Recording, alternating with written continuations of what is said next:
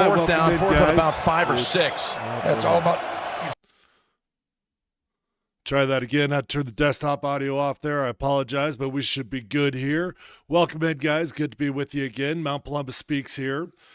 We usually do these for Broncos games, these live watch parties, but Broncos are out, and I think we can all unite behind rooting against Kansas City Chiefs. Bill's got an opportunity right here, put some points on the board to get 3 points, which is important because they're going to need to go score for score in this game. I got a bad feeling about this, man. I'm rooting hard for the Bills, not so much because I'm a hardcore Bills fan, but because I think we're all rooting against Kansas City. So Bills knocked through the pipes, and we got a 7-3 ball game here. Before we get going any further, I do want to take a quick second just to say thank you to my sponsor, Safeway, who has jumped on board as the title sponsor of Mount Polumbus Speaks, which is awesome. I would not have a title sponsor if it were not for all of you guys that hang out and watch these podcasts that I put out every single day. And I'm so grateful to Safeway because they've done so much with me, whether it's raising over $500,000 for ovarian cancer in honor of my mother via Mount Polumbus, to just being a part of what we're doing here. So listen, there is a difference in where you shop for your groceries. And when you go to Safeway, you're going to have fresh foods and local flavors with fruit cut fresh in the store every single day. So make sure you take advantage of their awesome app where you can order online. Safeway's going to do the rest. You can get easy delivery or free pickup with the same great deals and prices as you would get in the store. You're also going to get points, and you can redeem those for exclusive offers. So get started at Safeway.com or in the Safeway app. Safeway, fresh foods and local flavors. All right, that Eagles-Commanders game was a bit of a bummer. I actually had my Commanders hat on because I am an alumni of the Washington Redskins, as you can see in my background there, right there. That's me. I was pulling hard for Jaden Daniels to be the first rookie quarterback to ever make it to the Super Bowl. And I really thought they were going to, because if you talk about all the storylines that you had left coming into this weekend, so you got the Eagles, you got the Commanders, you got the Bills, and you got the Chiefs, right? So here's the storylines. For the Commanders, you had the rookie quarterback in Jaden Daniels, who had the opportunity to become the first rookie quarterback to win a Super Bowl. That didn't happen. The Bills have got a pretty damn good storyline for sure because of all the years that they've been to the Super Bowl, they never got it. And quite frankly, they're a pretty lovable fan base. Let's keep it real, man. It's pretty hard to hate on the Buffalo Bills Mafia. I mean, you go out there jumping on tables, taking shots out of bowling balls, whatever they do. They're pretty damn harmless, and I think all Broncos fans have got a bit of an affinity for Josh Allen because we all feel like that was the guy that got away. So they're easy to root for, right? And then the Chiefs, what's their storyline? Well, arguably you could make the case that the Chiefs have actually got, historically speaking, and don't get me wrong, I'm over it, okay? I'm over it. I'm definitely not rooting for the Chiefs here. But you could make the argument that historically speaking, the Chiefs do have the greatest storyline in the playoffs that's left, and that would be the fact that they are going for the first team ever to get the three-peat. No team has ever won 3 Super Bowls back-to-back-to-back. So that's the Chiefs storyline. In my opinion, the best 2 storylines to make it to the Super Bowl would have been the Commanders versus the Bills, even though the Chiefs got the best historical storyline. The Eagles, though, to me, they're like the worst story of them all, and they're going to the Super Bowl because they just handled their business. A nice little return there from the Chiefs. Eagles are going to the Super Bowl. They've got the worst storyline. They're like a ragtag bunch. The locker room doesn't really get along. A.J. Brown and Jalen Hurts are clearly not besties. A.J. Brown's reading his book on the sideline, and don't come at me with all you people that are feeling sympathy for him for reading that book on the sideline because it was motivational. That's a bunch of hot garbage. You don't read a book on the sideline, plain and simple. Anyways, there's just no storyline there for the Eagles. So it sucks that the Eagles made the Super Bowl anyways. Sam, what's up, dude? Good to have you on board. Play three-peat would be great if they can earn it fairly without any assistance. Well, that's not going to happen because we know the Chiefs are going to get theirs. I'm not going to lie. I'm not like a conspiracy theorist in the NFL in terms of like, oh, the game's scripted, right? No. I'm not that kind of dude. But it's impossible to avoid the calls that the Chiefs get. It's impossible to avoid the late hits, the penalties that Patrick Mahomes always gathers when he's baiting dudes to hit him out of bounds. And it does get old. It does get old. I'm going to tell you, though, my feeling, my gut tells me the Chiefs are going to do it again. And I freaking hate that. All right, they forced Mahomes out of the pocket there. He takes off, and okay. All right, I'll give Mahomes credit there, actually, because that was like the first time that he's got near that sideline, and he's not actually tried to bait an extra hit for a 15-yard penalty. Mahomes actually talked about that after the game last week. He was like, yeah, that one at the sideline, I probably tried a little bit too much to get something there. The refs actually didn't give it to him, but Mahomes always baits those 15-yarders.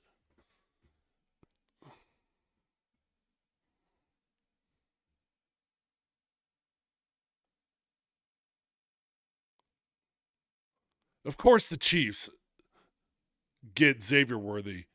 I don't know that Xavier Worthy's. Let me look up. What's he doing this year? Let's look up those stats.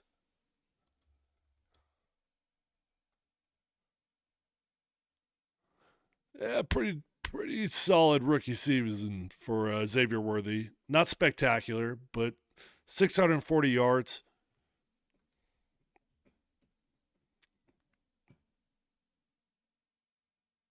Kareem Jackson got elevated for this game. Broncos fans out there. Let me see. I'm going to pull up the depth chart for the Bills. There's 3 or 4 former Broncos that are all out there right now. Jalen Virgil's one, Kareem Jackson's another, and then I forget who the other 2 are. Kareem had been on the practice squad for the Bills for basically the entirety of the season because practice squad rules are different now. When I was playing, you couldn't have played more than 3 games in your entire career if you were going to be on the practice squad. Once you played 3 games, you were no longer eligible to be on the practice squad. Nowadays, you could be in year 25 and they could put you on the practice squad. There's like no rules for it anymore. You guys remember Jalen Virgil, though? I'm sure you do. Jalen was he was a wide receiver that had a couple really good training camps with the Broncos. Doesn't contribute out there in Buffalo at all, but he is on the team.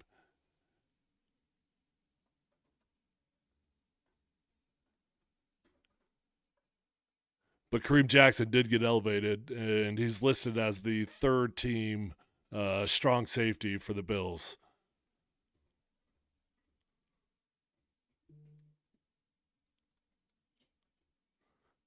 Who are the other 2? I could have sworn there were 4 Broncos that are on that former Broncos that are on that Bills team.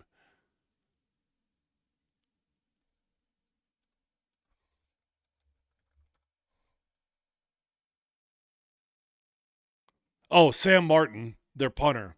He's the 3rd one. So there's 3. So you got Kareem Jackson, you got Sam Martin, you got Jalen Virgil. Is there a 4th? Did I remember that right?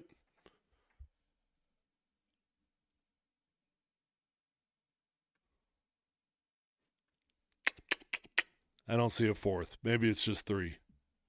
Oh, what am I talking about? God, I'm an idiot. The most obvious of them all. Yes, there is a 4th former Bronco on the team, and I'm an idiot, and so are all you guys for not helping me out. Could you give the dog a bone? Von Miller, the most obvious of them all.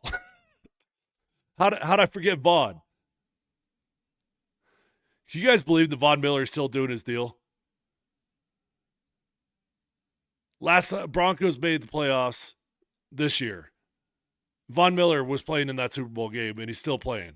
9 years later, still rolling. Not the Von Miller that he once was, but he still gets streaky as hell, and he's had a couple really nice games at the end of the season.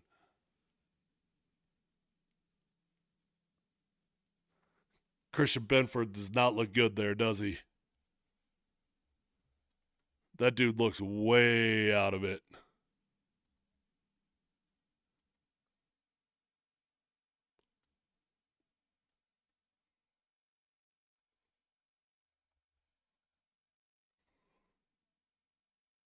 Sean McDermott was on the hot seat coming into the season.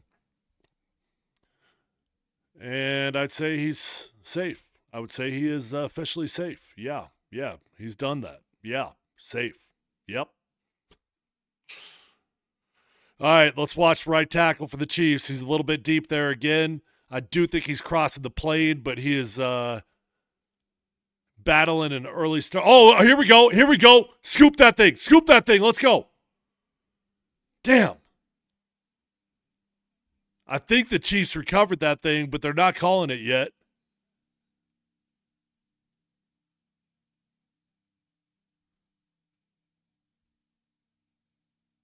Tony, so they're giving it to the Bills, but there is a flag down. Tony Romo says that it was offsides on the Bills, so Chiefs are going to get this ball back if Tony is correct.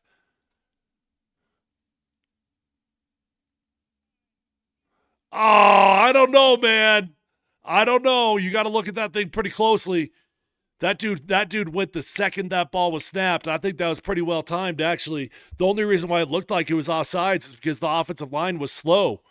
That dude went off when the center snapped that ball, but the offensive lineman was behind it, so it made it look like he was offsides.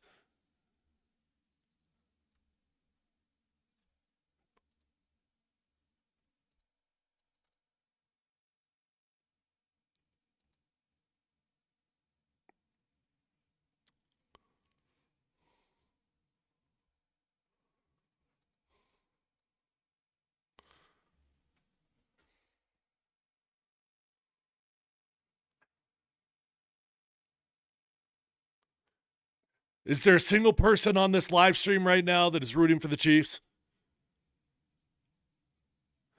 Because if there is, scram. Sayonara. Bye.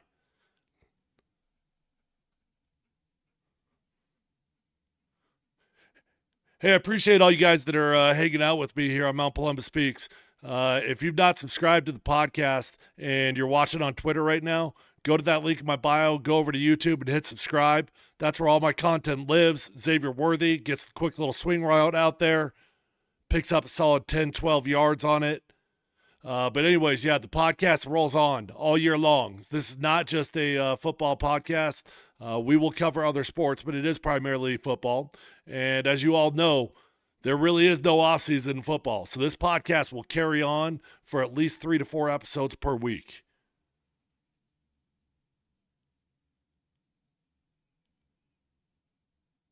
Nah, Sam, they did recover it, but there was a flag, so the Chiefs got it back.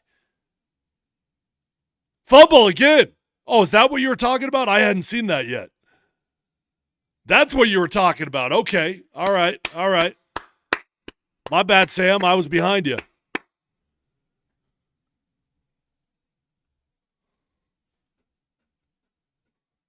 Damn, that's pretty wild. Kansas City had not turned the ball over since week 11. So that was a zone read. Mahomes was trying to hand that ball off, but he was late in the delivery. You got to stick that ball right into the gut of that running back right there. You could tell that he pulled that ball out just a little bit, which is why the running back didn't think he was going to get the ball. I think Mahomes changed his mind at the last second and tried to hand the ball off, and they got a fumble. Chiefs are looking sloppy so far.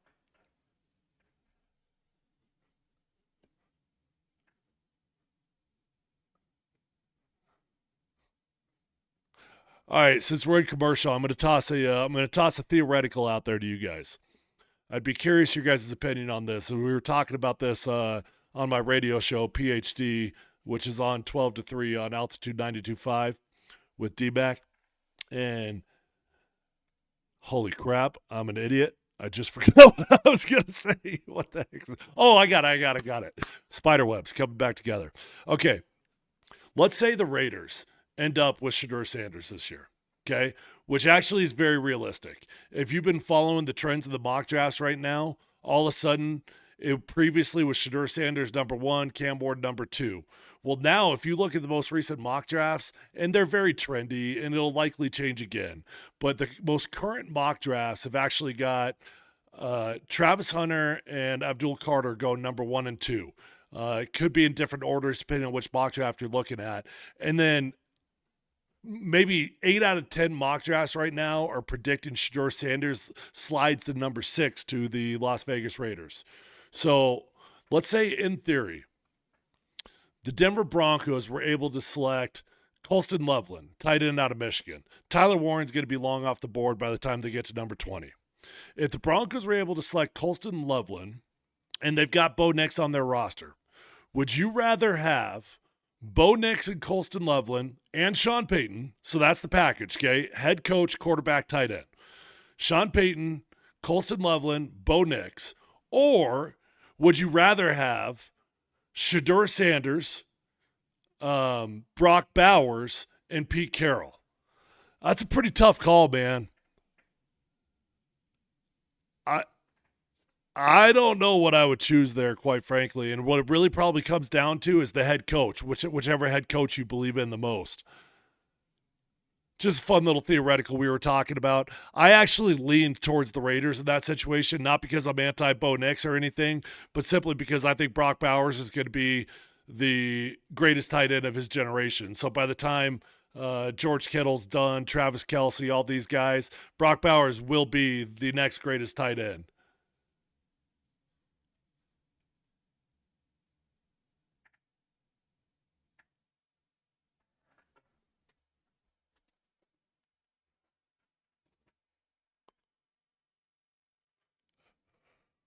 All right, 1st and 10. Pretty good weather for a cold January day out in Kansas City. I played on that turf many a times at the end of the year, and it's a tough turf to play on, man. Number one, they literally spray paint that field. That's a true story. That field looks like it's in much better shape than it usually is at this point of the season. But when you play on that field, your cleats get stained from the grass dye that they use. Number two, that is a frozen tundra, so it is hard to get your cleats in the ground out on that field in Kansas City late in the season.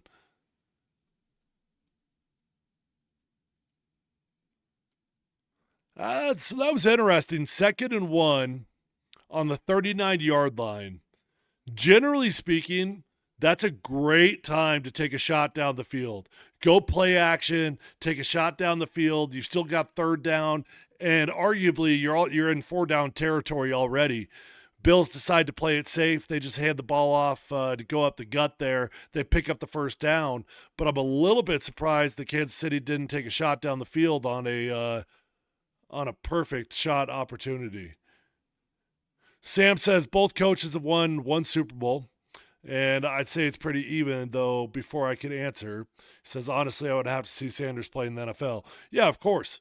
But that's the game we're playing. You haven't seen him play in the NFL yet. You got to make that decision without seeing it. Here's my take on Shedeur Sanders. I do think Shedeur Sanders is going to have a great NFL career, but I could easily see him having a Caleb Williams type of rookie season. He's got a lot of bad habits that he's got to break, and a lot of those bad habits were built out of a necessity to survive because the offensive line was so bad. But Shedeur Sanders, man, he'll backpedal 12, 15 yards on 3 out of 4 pass plays simply because he didn't trust his offensive line. And those type of habits are really hard to break. So I could see Shedeur having a rough go in the rookie season, but he's got so much arm talent. He's got the brain, he's got the processing, and the one thing that Shedeur Sanders has that you cannot teach, he's got that ice in his veins, man. He's got that Jalen Daniels type of ice in the veins. I don't know if you ever watch Daniels out there for the Commanders, but they win on last second field goals, last second deep bombs. That dude, he's like Nikola Jokic. After Jokic tossed that 77-footer, Jokic didn't even crack a smile. That's what Daniels does. That's what Shedeur does. They don't ride the highs. They don't ride the lows. They just stay in neutrality. And that's a skill set that is hard to be taught. So that's the biggest reason why I think Shedeur is going to have success in the NFL.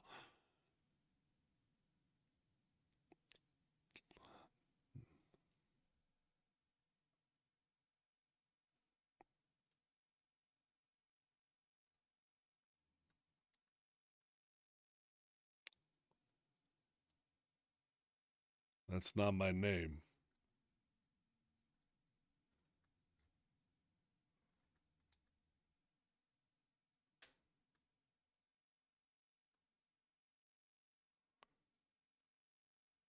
Um.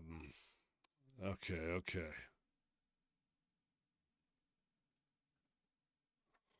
Hold on a second. I got to take my video off for a quick second, but I'm not going anywhere. I'll be right here.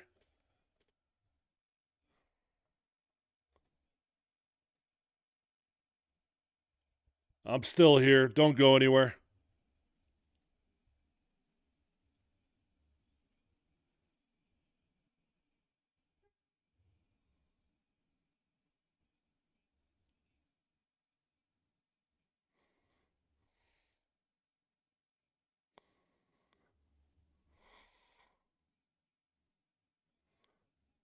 Joe Brady still might be in contention for that Saints job. Matter of fact, I think he's probably the lead candidate.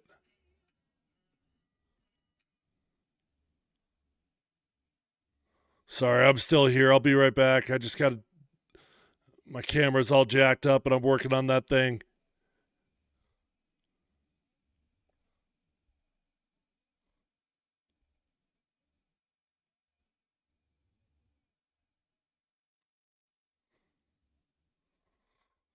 Gosh dang it, what is wrong with this thing?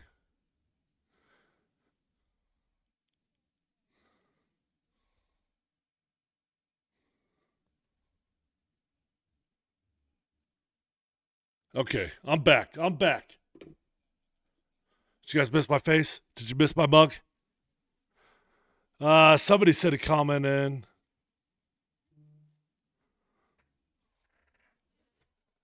Hey, by the way, wherever you guys are watching, whether you're watching on Twitter or whether you're watching on YouTube, I can see your comments. They will show up directly on screen. So if you want to ask any questions, you want to get interactive, you want to ask if Tony Romo is right on that being a penalty, I can see it. Send it in. Let's make this interactive. Let's have some fun.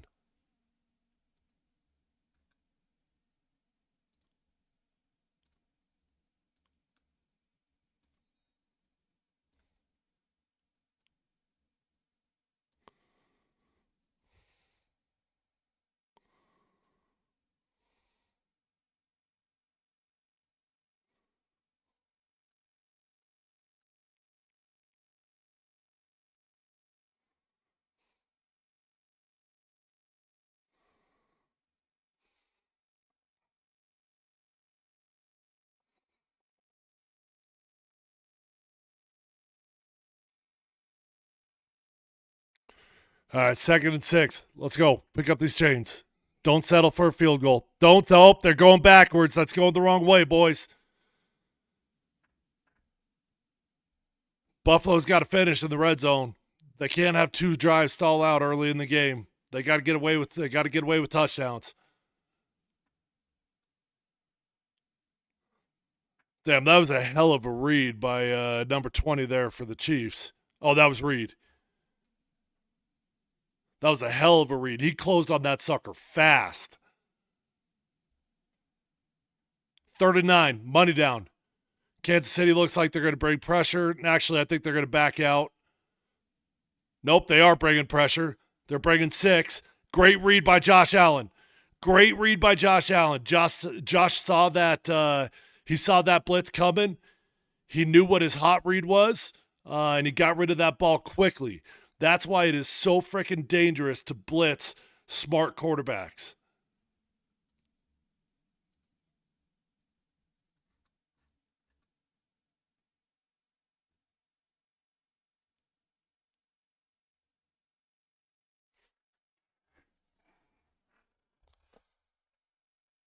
It's dangerous city, dangerous living to blitz smart QBs, man. You better get home.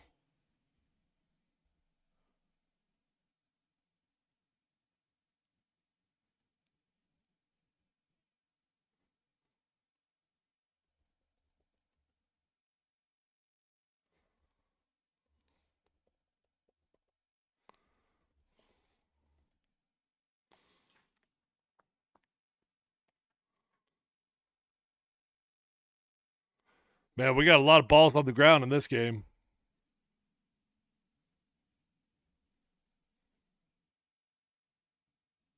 Spencer Brown, right tackle for the Bills. He doesn't get beat very often. He's arguably my favorite right tackle in the NFL, but he got beat there.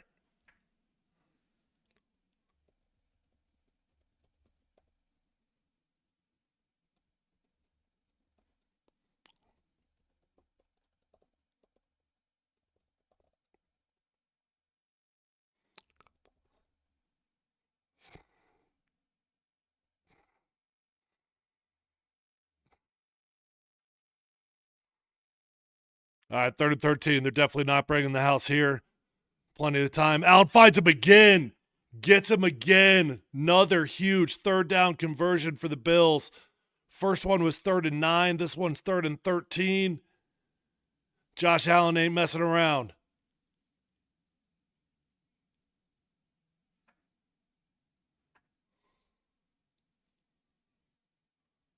Come on.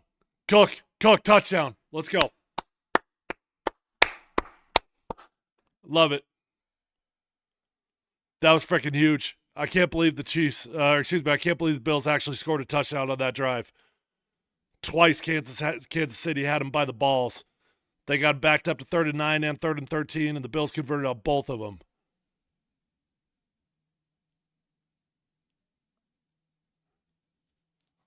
You know what? Tony Romo's actually not wrong there. That really was not a great read by Cook. Deion Dawkins was totally out-leveraged to the left-hand side there. And Deion's one of the best left tackles in the game, but he got stonewalled there. Cook just made a play, though.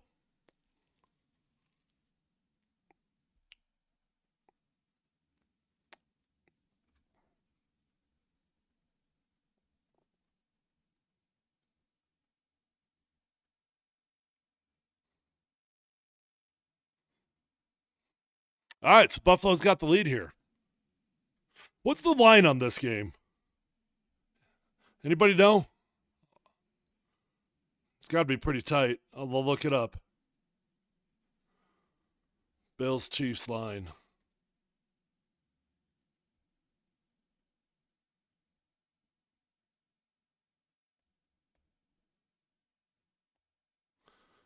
Kansas City's minus 1.5. So generally speaking, you get 3 points just for being at home, which the bettors are telling you they like the Bills in this game. Real quick, I already thanked one of my sponsors on this podcast, Safeway. We are in commercial right now anyway, so it's a decent time to do another one here. Super fired up to see this podcast growing, which is because of you guys. Again, thank you. But I also want to tell you guys about my friend Alfred Castro. Man, AC, he works over at Ascend Barbershop. That is his barber studio. I've been seeing AC as my personal barber now for over 5 years. He's the only dude that has touched my hair. He's the only dude that I will let touch this beautiful beard that I got. And you guys know that this beard that I'm rocking right now, this is actually trimmed for me. Usually I got a big old sucker. AC's tremendous at what he does. They take walk-ins. They're in the Parker area. And if you have not treated yourself to a first-class barbershop experience, you won't go back once you do it. You're not going back to the great clips of the world. Once you do it, you'll be with the Sin Barbershop. So go check them out in Parker. You're going to love your experience. Damn. Mount Polumbus Speaks got 2 sponsors on the podcast. We rolling, boys. We rolling. Who else wants to jump on board? Anybody else need me to sell something for you? I'm right here. Hit me up. I ain't hard to find, as Dion would say.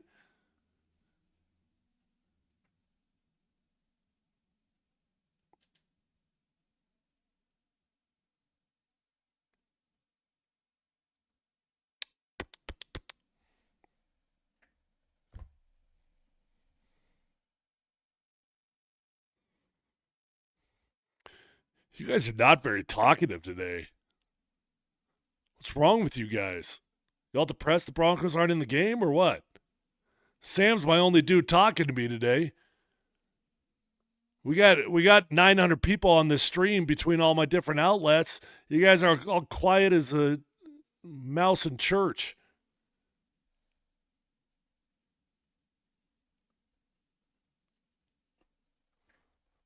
So coaching hires. Why the hell did Dallas? Hello, Bob. Yes, you can tell me about your multi-level marketing deal. Sure.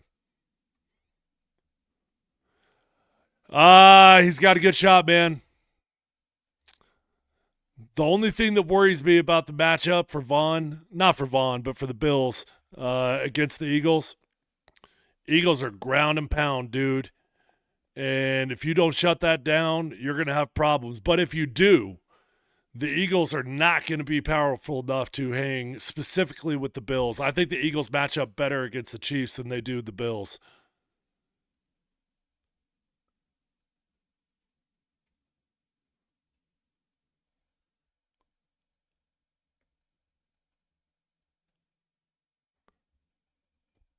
What were they just talking about? I was talking over. What was Gene just talking about what they needed to fix?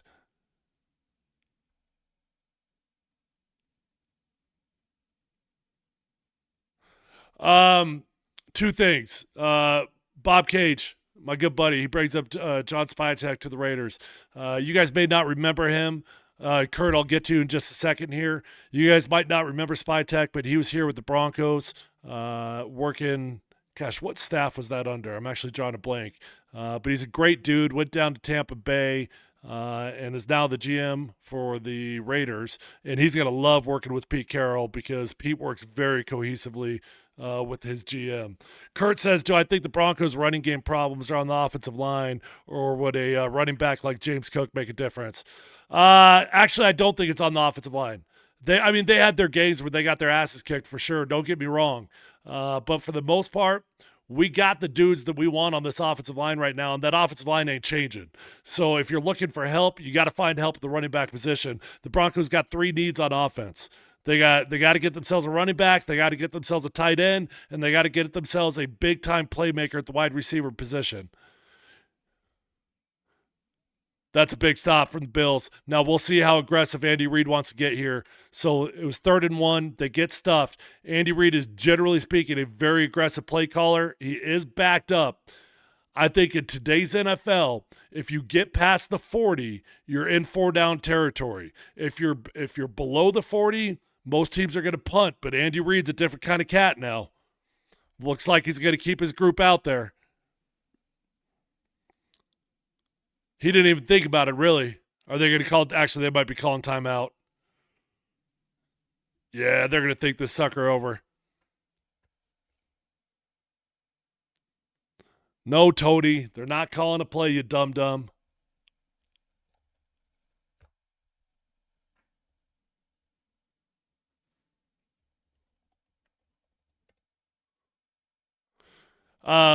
In terms of the options out there, so Kurt, who asked about the Broncos' running game issues,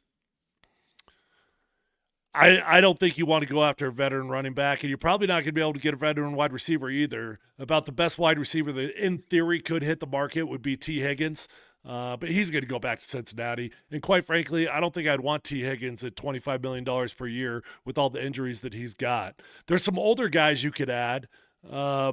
And somebody threw out a rumor about Cooper Kupp. That makes no sense in the world. He's getting up there in age, making a lot of money. I love Cooper Kupp, but the amount of money that he's making, you would have to trade for it. That ain't going to happen. But you will have to draft a running back, and in all likelihood, you'll have to draft a wide receiver as well. Chiefs hustle the line of scrimmage. That's their go-to 4th down play right there. They run that on 4th down probably 1 out of every 4 times at least. You've probably seen this exact play 8 times this year. It's just a quick he's got 2 options there. Mahomes, his first job, I'm sprinting for the first down. If they bite on me, I'm dumping that off on my running back who's just 2 feet in front of me. When you got some wheels at your quarterback position, it's a really difficult play to stop. The Chiefs do have a tendency, though, to outcute themselves in these 4th down situations.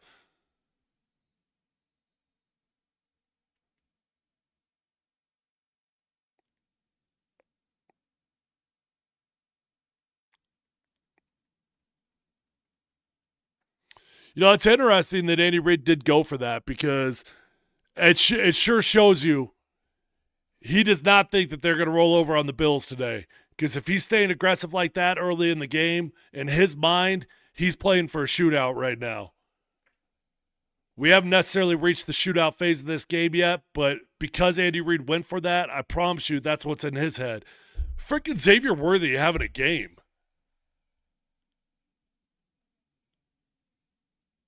Xavier Worthy's rookie season has not been elite by any means, but it's been pretty damn good. And I'm like, how the hell did the NFL allow the fastest dude in the draft to end up with the Chiefs?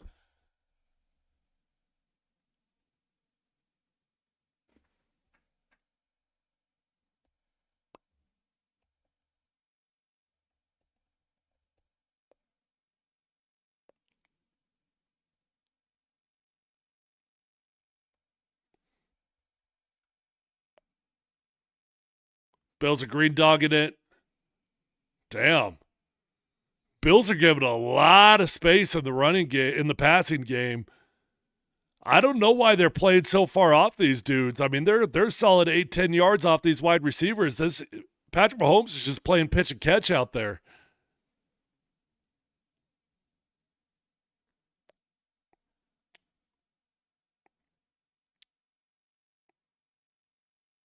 How freaking happy is DeAndre Hopkins? Played his entire career on bad football teams, and now in the twilight of his career, he gets to land with the Chiefs.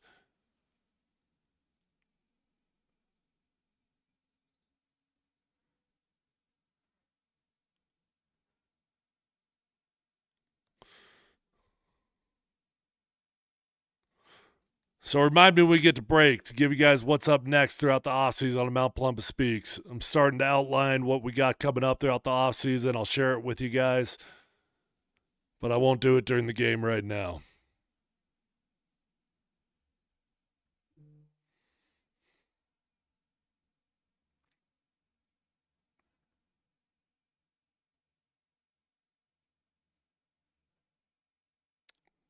Wow. Chiefs are making this drive look easy.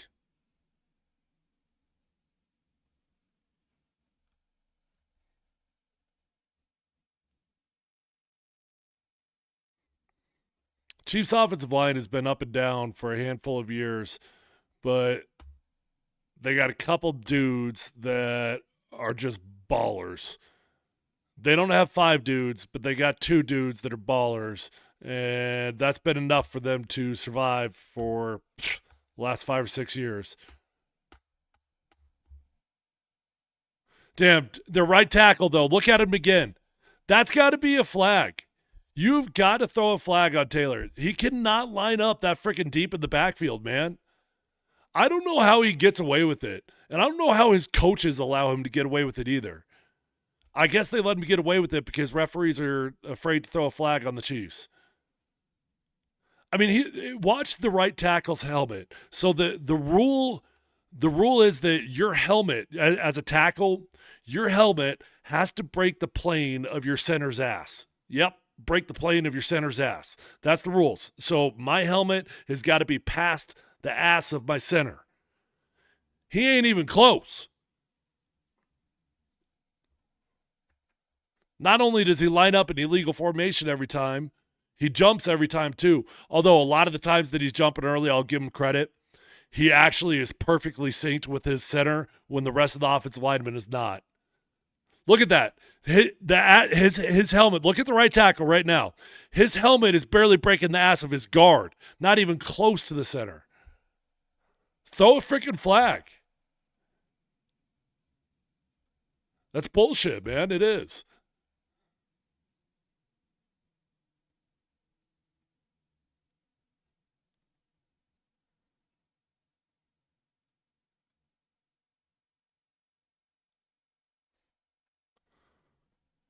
Hey, shocker. Travis Kelce came back to life in the playoffs for all you dum-dums that thought it was going to be over.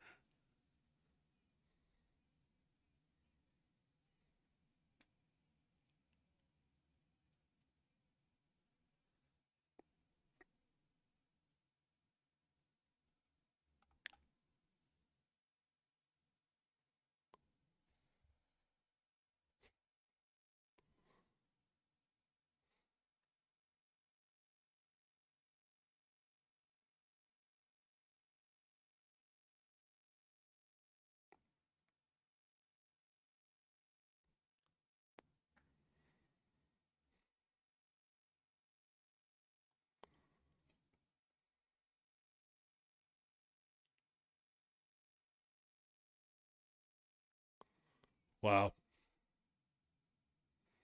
Well, you know what? I'm down for a shootout. I am. We're not quite there just yet, but might as well make this game fun. We've had a bunch of boring playoff games. Xavier Worthy might be going for the best game of his career in this game.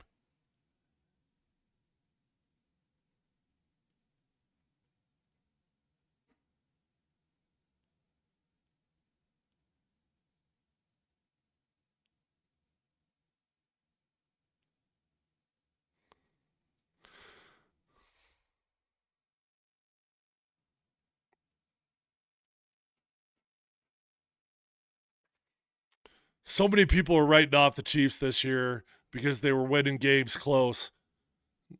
Not me. I wasn't that dumb. I'm not going to be that dude. I played that game with Tom Brady at the end of his career. Every year I was like, certainly he can't do it again this year. And then he just kept doing it. I was not naive enough to think that the Chiefs were not going to try to make it or have a very good chance of making it again to the Super Bowl this year. That season was a mirage. They got so many vets on that team that they understand what they got to put into the regular season versus what they need to save for the postseason. The Kansas City Chiefs play the sport of football the way that the NBA plays. The NBA just survives the regular season. They honestly don't even really care what their seeding is. A lot of teams don't. They don't even really care where they're seated, but they just survive the regular season. They manage their minutes, they manage their playing time, and then they get to the playoffs and they roll. And that's exactly what the Chiefs have done this year. They just managed the regular season. They were in cruise control the whole freaking year. So anyways, Mount Polumbus Speaks. I know I've gotten some questions from some of you guys whether Mount Polumbus Speaks is going to continue on throughout the offseason. Of course it will. Of course it will. I'm really looking forward to breaking down a bunch of draft prospects. So every week I'm monitoring the mock drafts that are going on. I'm following the trends. And I'm going to give weekly spotlights on players. I'm going to do player film breakdown on these guys so you can get to know the candidates at positions of need for the Broncos, specifically in the first and second round. I probably won't go a whole lot deeper than that because nobody cares once you get past the first and second round. But I'm going to be doing player profiles on these guys. First off, the season never ends. Once you get to the offseason, you get to free agency. It's free agency season. Once you get through free agency season, now we're to the draft season. Once you get through the draft season, now we're to OTA season. It never freaking ends, man. And I'm also looking forward to I'm gonna try to start a new series that may or may not be a part of Mount Polumbus Speaks, or it might be independent entirely, just as its own entity. But I'm gonna do a life after football deal with some former retired players and do a little bit of a kind of where are they now type of deal. You know, Super Bowl 50 teammates. What are they up to? What are they doing for a living now? But even more than that, I'm talking about going beneath the surface and talking about the uncomfortable stuff and the things that we struggle with, addictions and pain and all the stuff that causes us to make a lot of mistakes. And I'm really looking forward to that one. So I hope you guys will stay tuned and be a part of this podcast throughout the off season. So make sure you go over to YouTube, make sure you're subscribed and hit the alerts so that you don't miss any of the cool content I'll be putting out.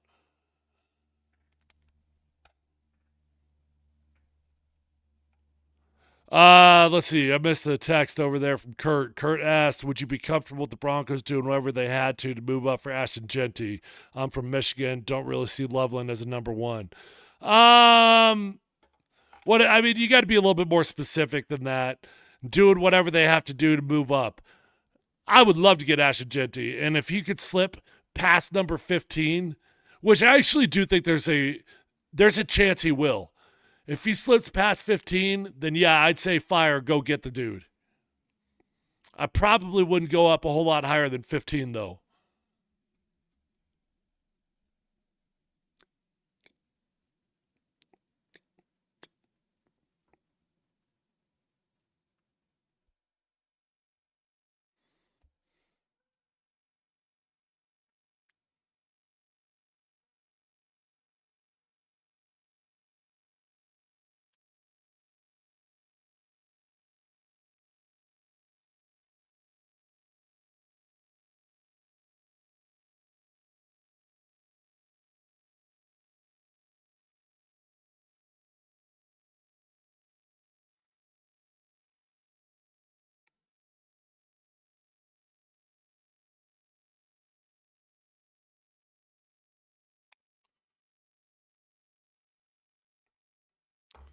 These dudes wearing their coats on the sideline, they're getting soft. We weren't allowed to do that during my day. All right, Josh Allen sees the two blitzers that are mugged up there. I actually think they're going to not blitz, and they do not. I'm practically Tony Romo. Damn. You guys like how I call my shot on that? You can tell. You can tell when those blitzers, when they're mugged up in that A gap, when they've got a little bit of their weight on their back foot, you can tell that they're just faking it. When they got all their weight going forwards, they're generally coming. But if you see them leaning backwards, they're just faking it.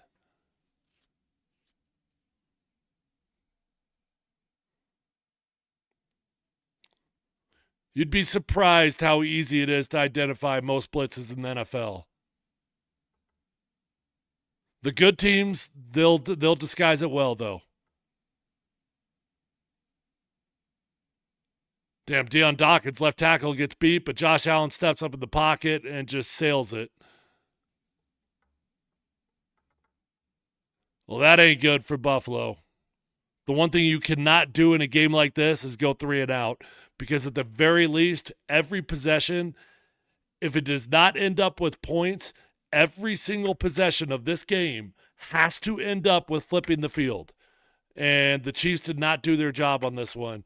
Excuse me, the Bills. Fortunately, they had decent field position, but you got to get at least a first down every single drive.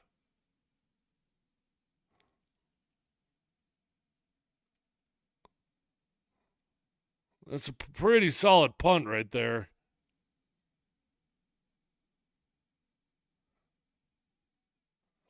What did I say? Pretty solid punt there for a return of 44 yards. I mean, he kind of housed the punt, though.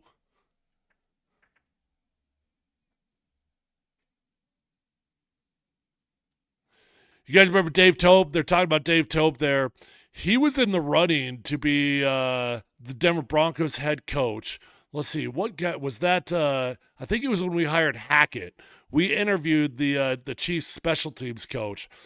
Pretty damn unusual to see special teams coaches turn into head coaches. I know Harbaugh is one of them.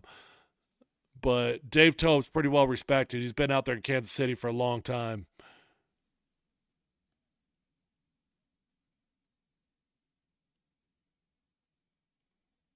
Everything's easy, man.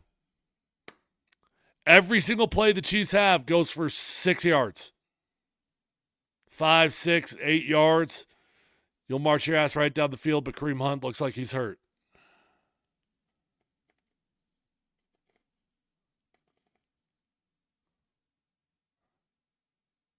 Kareem Hunt looking a little tubby there.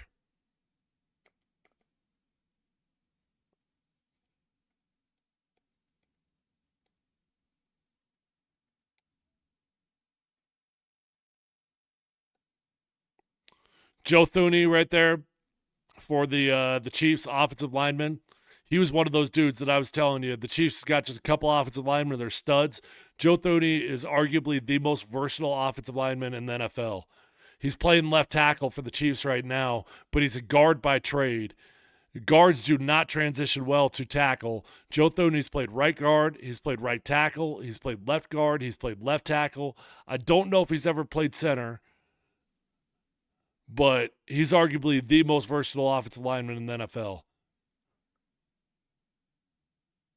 And also, so much for Tyler's prediction of Travis Kelce showing up.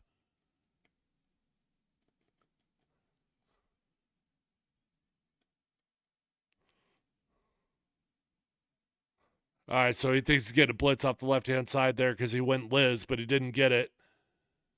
Shut up. Shut up. Shut the frickin' front door. Are you kidding me?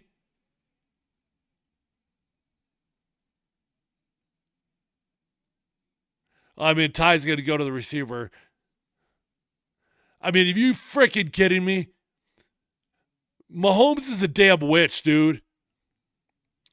He's a damn witch.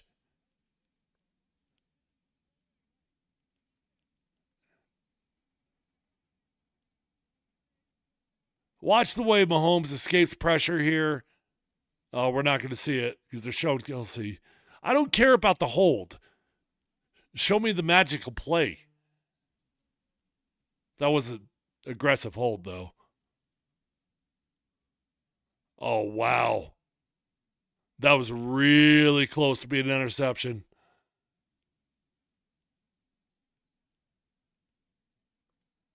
I mean, Buffalo's not going to challenge that. I'm a little bit surprised Buffalo doesn't challenge it. You got 3 timeouts left, 2 minutes left in the game or in the half. Maybe it's not challengeable. Is that not challengeable?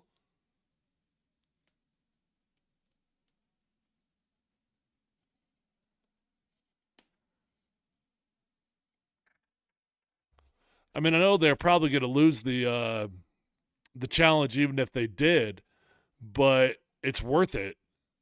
Even if you feel like you're going to lose it, which they probably will. Oh, he does throw it.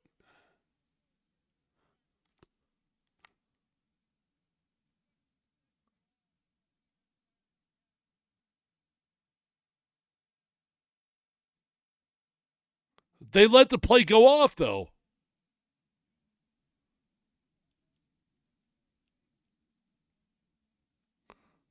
Oh, that's interesting. So that might even go back to incomplete. They might not be challenging it because they're looking for the incompletion. They might be challenging it because they thought the ball hit the ground and it could be an incompletion.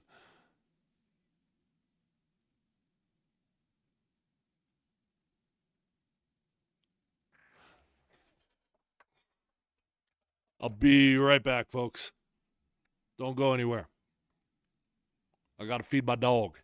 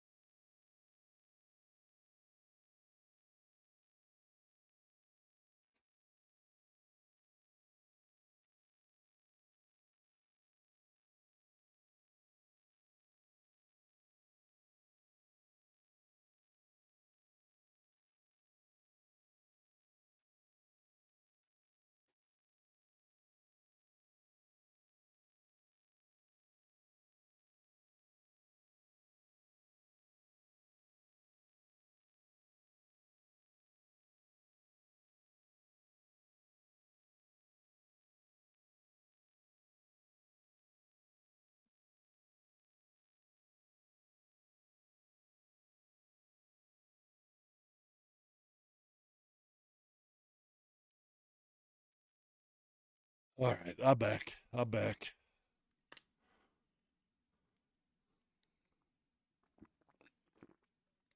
What I miss? Yellow Jackets. I watched that show. You guys watch Yellow Jackets? It's pretty good.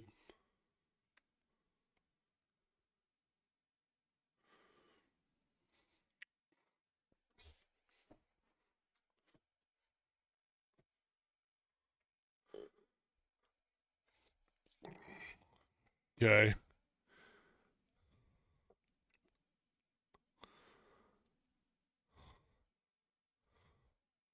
See, I don't think that's an incomplete. Excuse me. I don't think that's a reception, nor do I think that's an interception. I think that's an incompletion.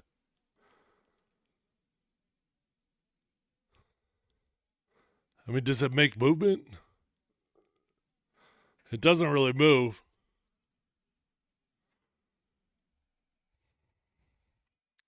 Hey, guess what? The Chiefs got a call. Are you shocked?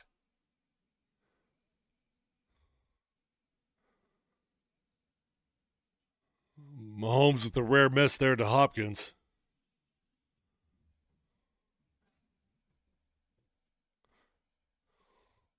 Hi, buddy.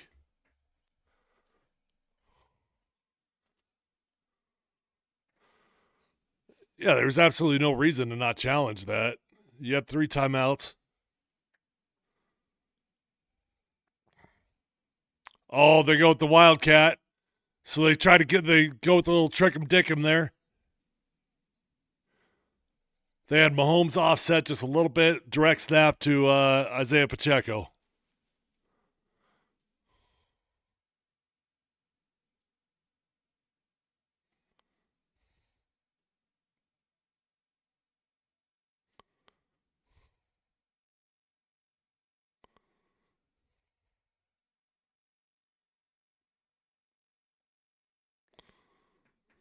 All right, third and goal. I mean, they're in four down territory here for sure.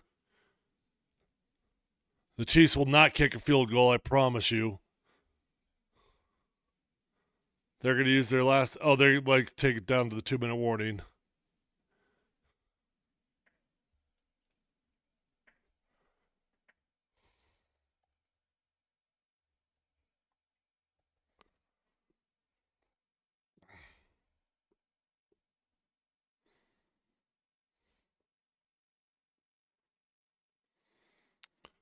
I mean, statistically speaking,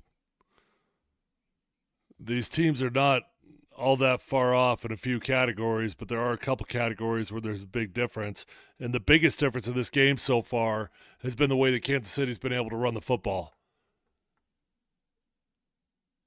Kansas City's got 85 yards on the ground, and the Bills have only got 34. They've been making it look easy. Every time they run the ball, they go for 6 yards, 6 to 8 yards every single time. Makes life easy as a play caller. That's what the Broncos need, man.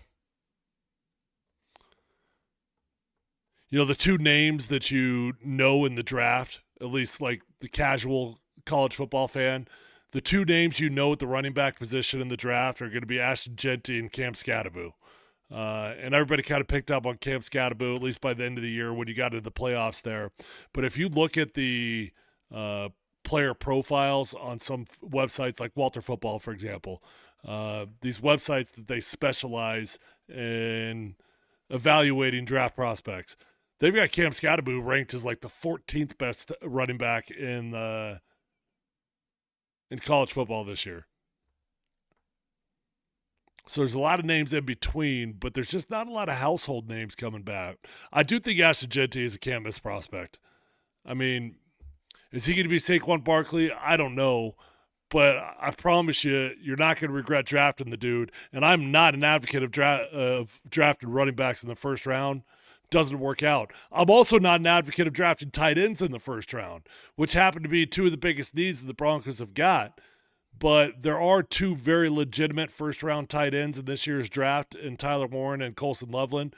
Tyler Warren's going to be off the board. So the one tight end that you could kind of circle that probably will be available for the Broncos by the time you get to number 20, that's going to be Colson Loveland out of Michigan. So that's a name you're going to want to keep an eye on, and that's a name that I'll probably use as my first ever draft profile on Mount Polumbus Speaks.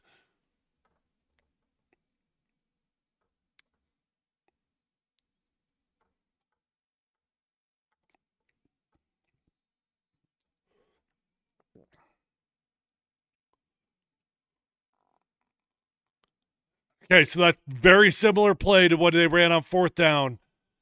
I told you guys, it's what they do when they get into short yardage situations.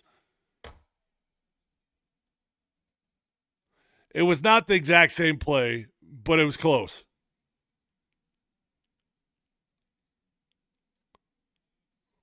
Damn, is Kansas City going to run away with this thing? The Bills got to get something going offensively. They've got to freaking score before the end of this half. They cannot let Kansas City go into halftime with all the momentum, all the mojo.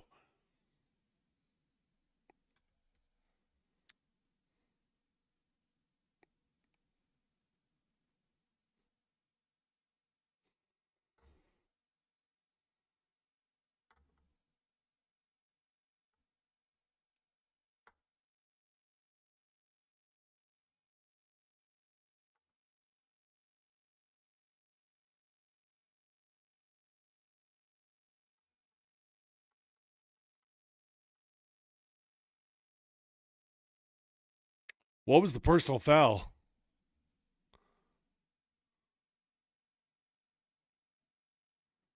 Okay, I don't see anything yet.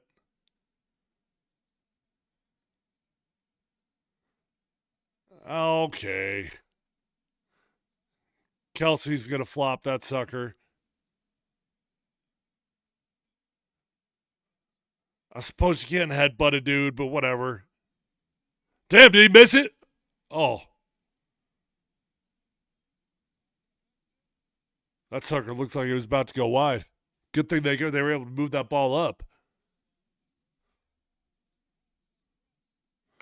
Ah. Why? Why, football gods? Come on, Buffalo.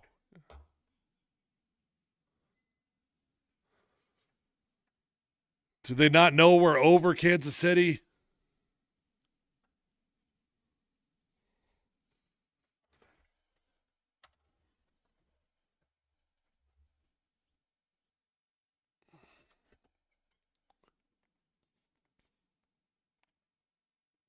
Hold on.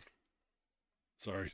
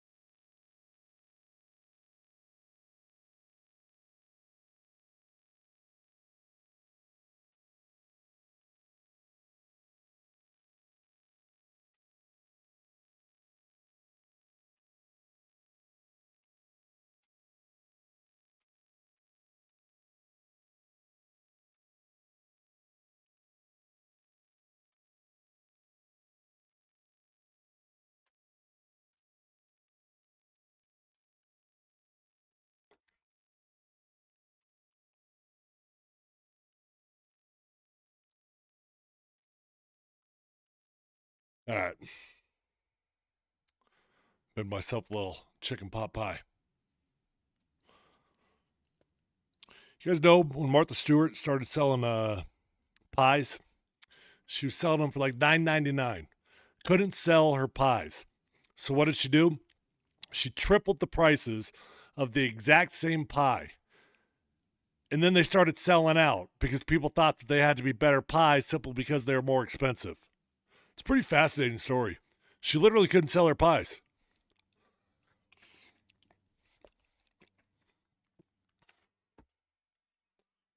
We Americans will buy something that is more expensive.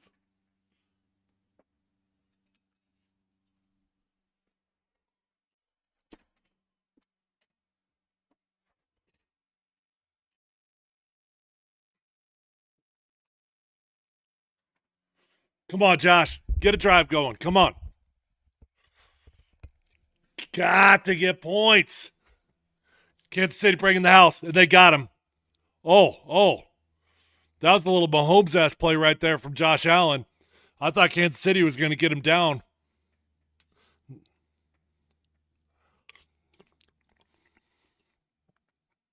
I don't think Josh Allen saw that one.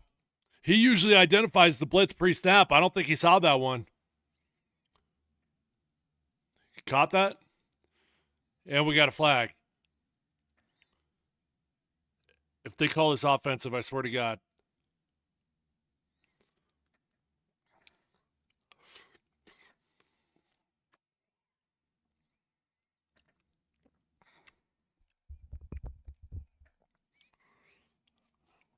All right, well, that's good because it stops the clock. They got all kinds of time.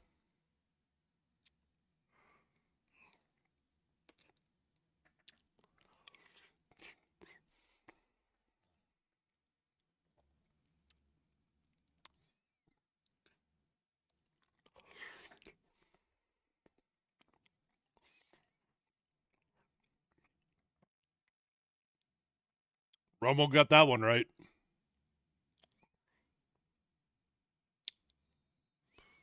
All right, that was a good job. He picked up the first down, and he got out of bounds. Really? They're marking that shy? How freaking long is Josh Allen's hair, by the way?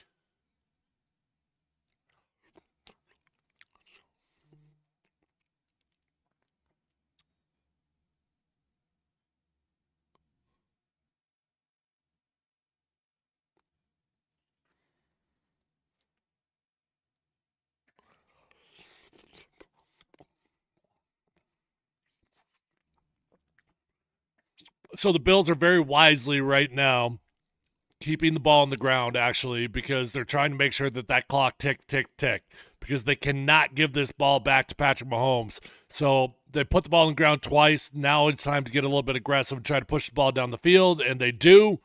Nice little pitch and catch, get out of bounds, and he does. This is a very well executed drive from the Bills here. It's tough as a play caller when you're trying to manage eating up the clock versus pushing the ball down the field. I'm eating a nice little chicken pot pie here, Joe. Yep.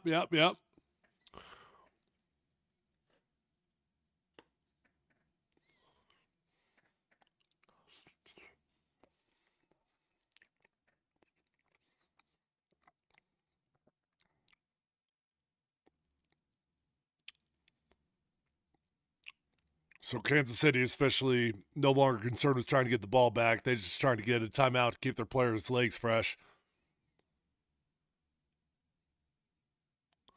How old is Giha? That field's got to be, that's got to be pretty damn old. Giha.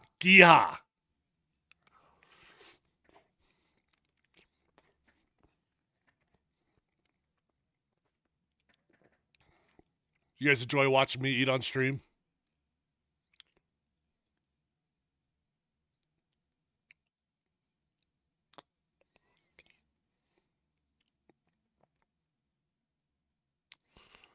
All right, they're showing 6. They blitz 4. No, they only brushed 3. Wow. They got great pressure on Josh Allen there for only rushing 3.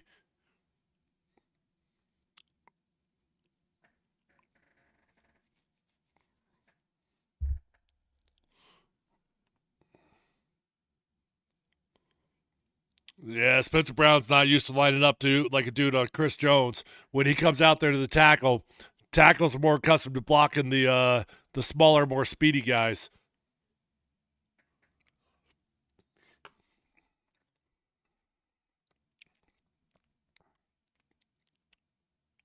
They rush 3 again. They're dropping everything. Got him.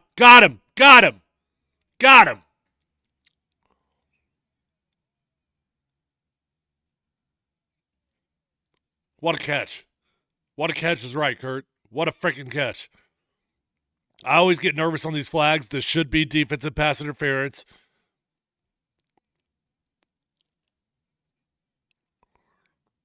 I don't know if that was pass interference, but it doesn't matter anyways because that's a touchdown.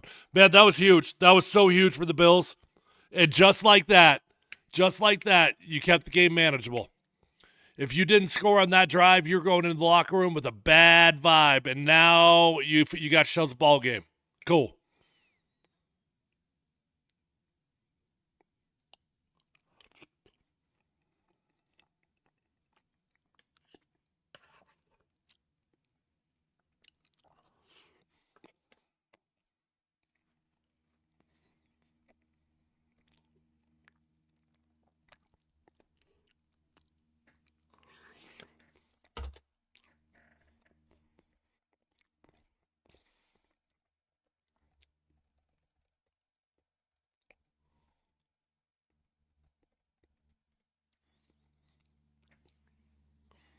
Yeah, I would.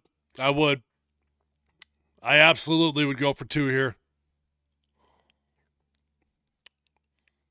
So if they accept it, that means they're going to do it. Dude, The days are different. The game is different. Analytics have taken over, and the NFL's never been more aggressive in situations like they are this year. Fourth down, 2-point conversions, all these things.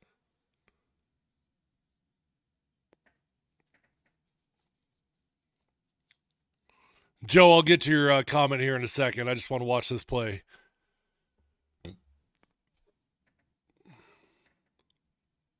Nope. Nope.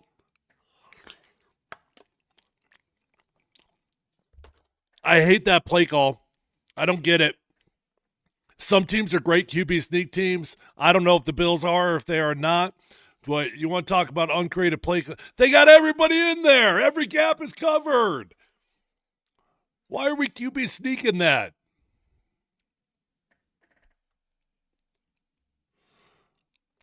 Joe says that he's already noticed that in the other game, the refs let them play a little bit more and didn't call everything like they are here. That doesn't bode well for the Bills. Yeah, I don't know. I haven't felt too many penalties. I think most of the penalties have been relatively fair in this game so far. I don't think we've seen anything that overly drastic in terms of going to the Chiefs' favor. Usually by the time we get to halftime, we've got at least 3 or 4 calls that are very obvious in favor of the Chiefs. I'm not sure what those would have been, quite frankly. Can you guys think of any questionable calls in this game? Am I missing something? I very well could have. But I can't think of any real questionable calls in favor of the Chiefs. In this game, to clarify, in this game.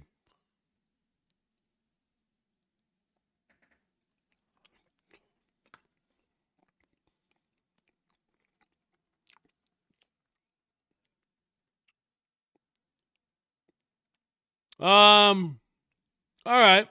The face mask. All right. I mean, a little bit ticky tack.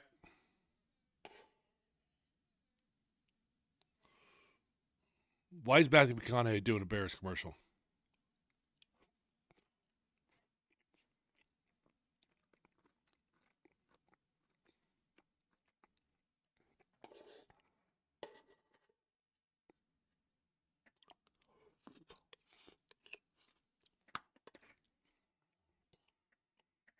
All right, I'm done eating. You guys don't have to see me getting stuff all over my mouth anymore. Yeah, no kidding. Keep moving. I think the entire country is rooting for the Bills in this game. I really do mean it, though. Like, there's a lot of teams that are easy to hate on. What is there really to hate on about the Bills? Like, Josh Allen's a pretty cool dude. It's a lovable fan base. I mean, if that was your team, you would freaking love to be a part of the Bills Mafia. Yeah, there's a bunch of lunatics. They're jumping on tables, taking shots out of bowling balls and everything. But they're a pretty lovable fan base, dude. Like, I don't know why anybody would be rooting for the Chiefs in this game. Like, literally anybody.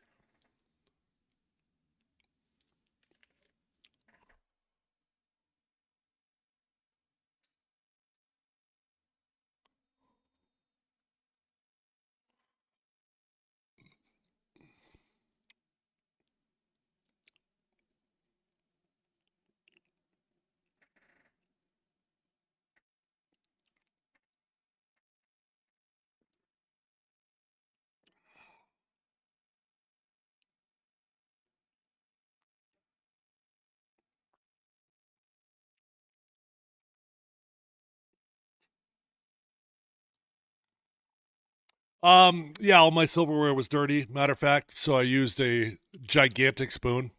Yeah. That was a solid observation by you there, Kurt. Time to run the dishwasher.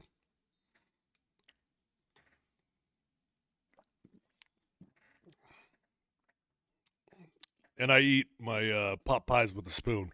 All right. 21-16 ball game here. Kansas City's really been kicking their ass. But Buffalo does get to go into halftime with their heads held high. It was a nice drive. They ended up taking points off the board there on the PAT, so it should have been 21-17. They end up going for 2 and they get stuffed. But the Bills still got a long ways to go in this game because you look at what's going on statistically speaking, and let me pull this up really quick. Team stats. Okay. Well, it evened up a lot on that last drive, quite frankly. But if you're looking at total yardage, passing yards, all that, the Bills were getting crushed until that last drive, and now it's pretty even actually. 183 yards for the Bills, 217 for the Chiefs. Passing yards, actually, now Josh Allen's got more than Patrick Mahomes, just slightly by 8 more yards. The one area that the Chiefs are dominating in, though, is rushing the football. So they got 85 yards on the ground, whereas the Bills have only got 43, and that's got to change. The Bills need to be able to stay on the field, if nothing else, just to keep their defense off the field. They got to be able to run the football to be able to do that.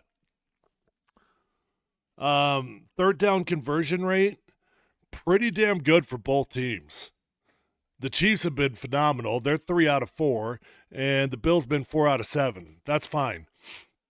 If you can live over 50% on third down, you're doing some good things.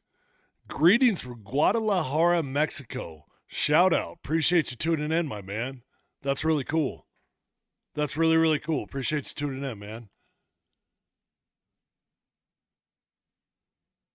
There's only been 2 punts in the game so far, both by the Bills. But you look at the penalties. In terms of how many penalties there's been, it's 4-3. The Bills have 4. The Chiefs have 3. But the Chiefs have only been penalized 11 yards versus the Bills 29. That ball was on the ground quite a bit in the early goings of this game. Patrick Mahomes put the ball on the ground. Their running back put the ball on the ground. And it felt like, okay, that's got to be the opportunity for the Bills to seize the moment. But they weren't able to do much with it. No interceptions. And time of possession's relatively close.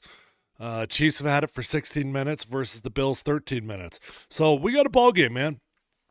We got a great second half to go right here in front of us. I'm going to take a little break during halftime, but don't go anywhere. Stay tuned because I will be back as soon as we kick off. So until then, get yourself a little snack, and let's get together in about 10 minutes. Holla at your boy.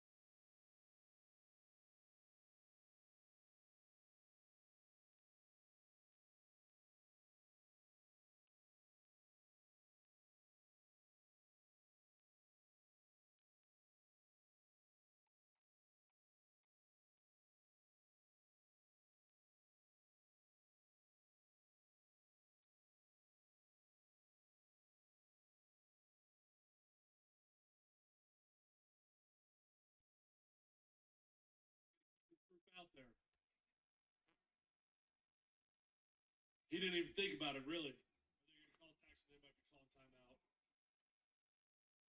Yeah, they're going to think this sucker over.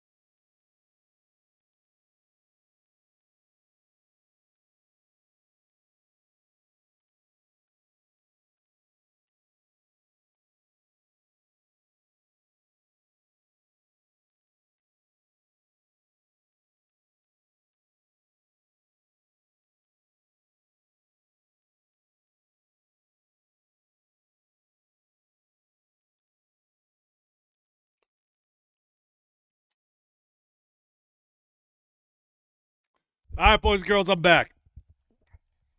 I'm excited about the second half. I think we're going to get ourselves a really fun game that, in all likelihood, will come down to the final 2 minutes of this game. I think this game's going to be everything and more than we want it to be. We'll see. We'll see who gets the ball with the last 2 minutes. It's probably as simple as that.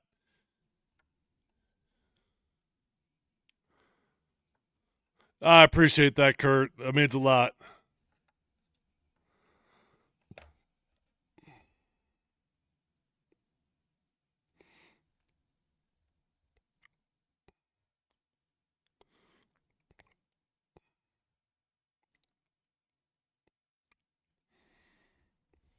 Evan Washburn with his perfectly coiffed hair.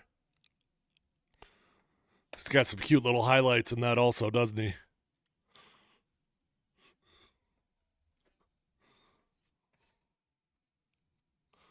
All right, got to get a stop here. Come on. Don't let Kansas City march down on the first drive, please. Hit his ass. Douglas was afraid to hit him. He could have laid into him. He absolutely could have laid into him. He didn't want to get a penalty, though.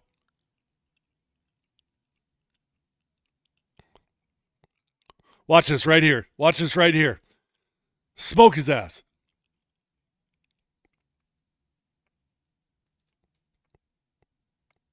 It might not have been as close as I thought.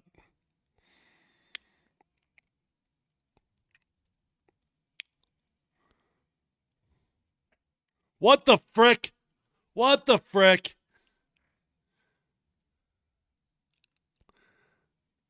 That's got to be down in the backfield, boys. Oh, my man Joe Thuney got beat.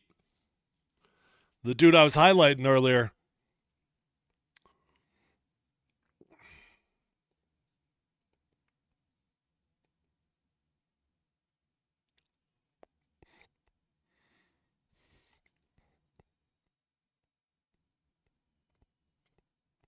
Oh, oh, oh, they get it. This might be, okay, I'll be curious to see the replay on this one because this very well might be the first legit BS call for the Chiefs. Let's see. It looked pretty ticky-tack in real time.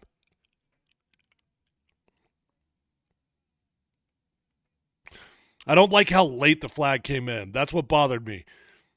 The Chiefs started complaining for the flag, and then about 3 seconds after the play's all over, that flag comes in.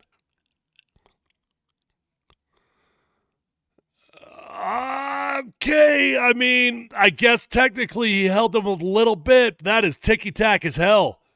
Nope, that's a BS call. That's a BS call, and you know it's BS when it comes in late. A little trick 'em dick 'em. Good. Way to fall on your face, Isaiah.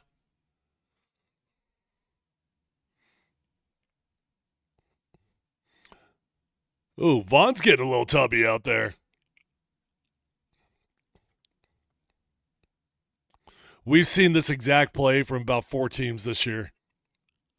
NFL is a copycat league, man. We used to get so when you copy a play like this, every week you go through every other team's films and you look for the trick plays that they use, and then if you use them, like if I'm playing for the Broncos and we're copying a play that the Seahawks would have ran, we would literally audible, hey, Seahawks, and we would go to the play that we literally were just stealing off the whiteboard from what the Seahawks did. But the whole league does it, man. It's a copycat league.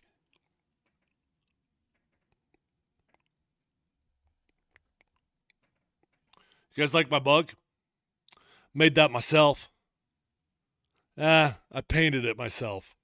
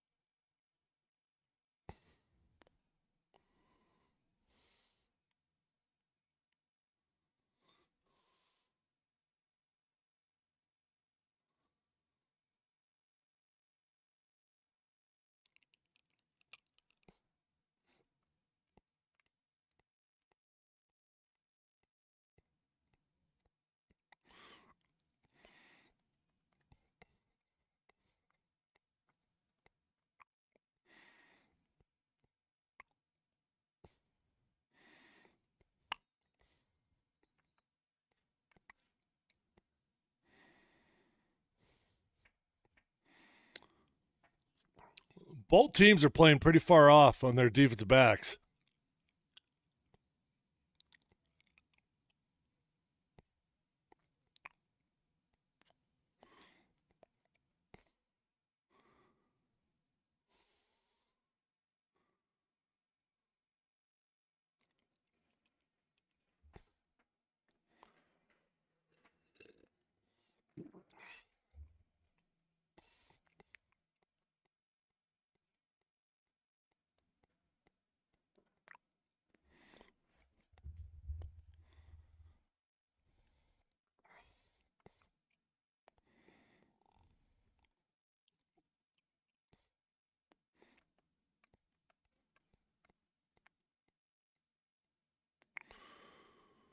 Tips and over those. Got to get those, man. All right, 3rd and 11. Can you keep them? If they pick up 5 to 6 yards, they'll probably go for it. But they don't. That's huge. That's huge because you get them out of that field goal range now, and you got the stop at the beginning of the first half that you desperately needed.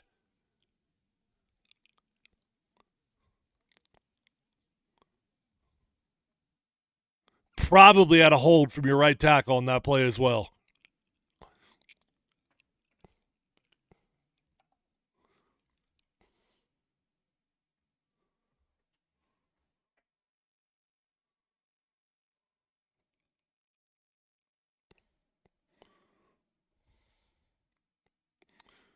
So they got to fake up their sleeves.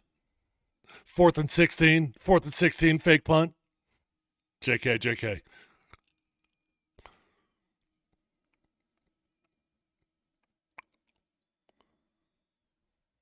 Bad punt.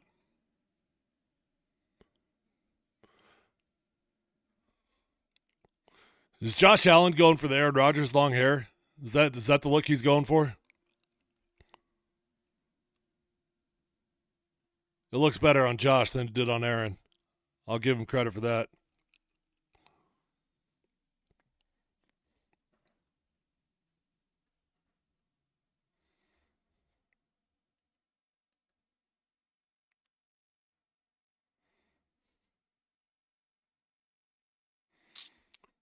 Hey, I'm taking another quick second here during the break to thank my sponsor, Safeway, the title sponsor of Mount Polumbus Speaks. So grateful to you guys for allowing me to build this podcast to the point where I've now got a title sponsor in Safeway. And I'm so incredibly grateful to Safeway also because they're not just a sponsor of this podcast. My relationship with Safeway is so much deeper than that. They've been a part of Pedal with Polumbus to beat ovarian cancer for 3 years and have donated over $500,000 to ovarian cancer awareness in honor of my mother, Nancy, who passed away from ovarian cancer.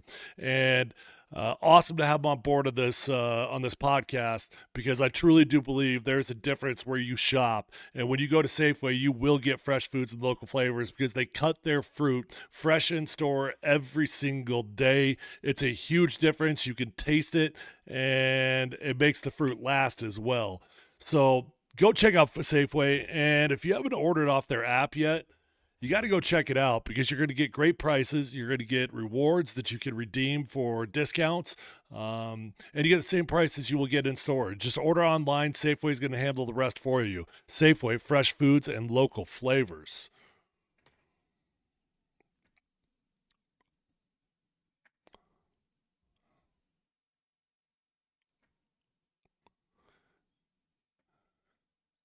In all seriousness, if anyone out there is watching this stream's got a small business and is looking to do any advertisements, hit me up and would love to chat with you.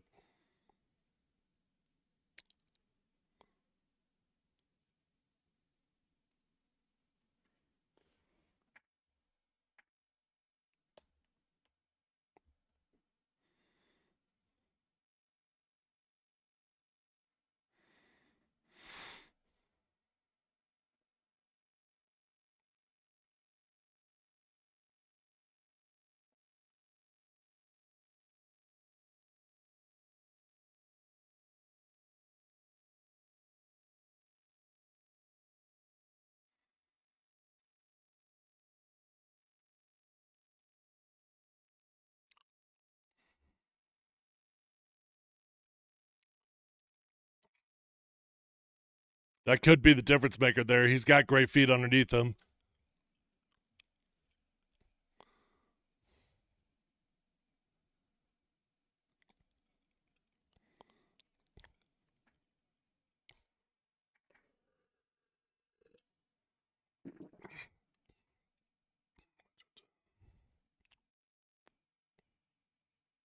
There we go. There's a nice little run.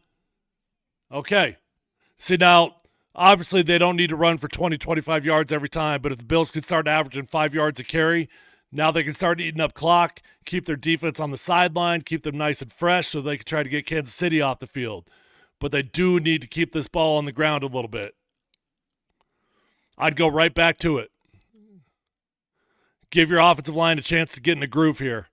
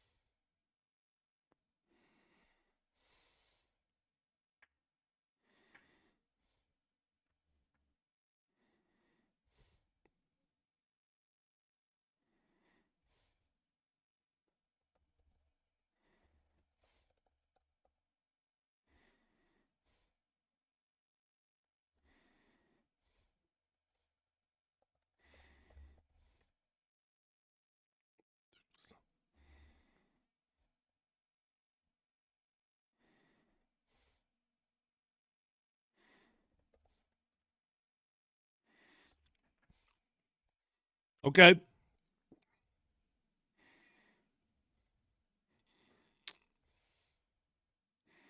All right. Well, you're in 4-down territory here, so you got options in front of you. You can put the ball on the ground if you want to, or you could go.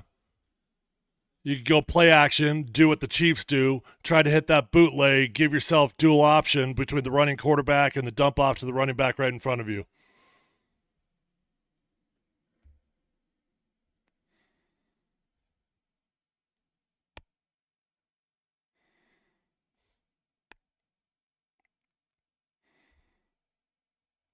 Ooh. All right. Nah, they ain't going for the 52-yard field goal against the Chiefs. No chance. Absolutely will go for this. 4th and 1. Put him on a bootleg, man. Give him dual options.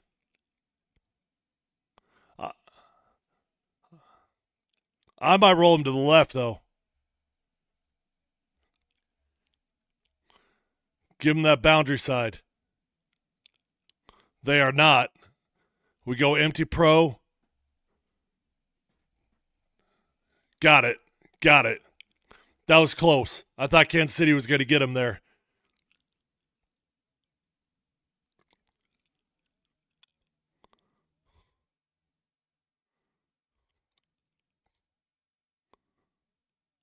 Nice job there by Spencer Brown. Good little kick out on George Karlaftis.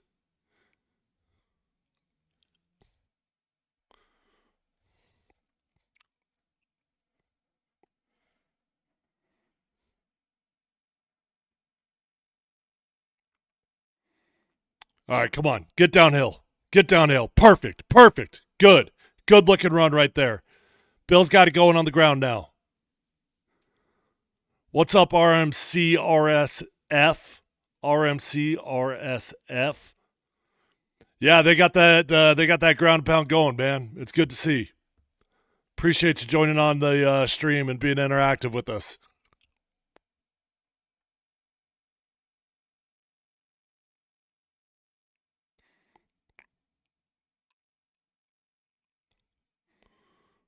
Damn. Damn. Hey, careful nut ball. Careful nut ball.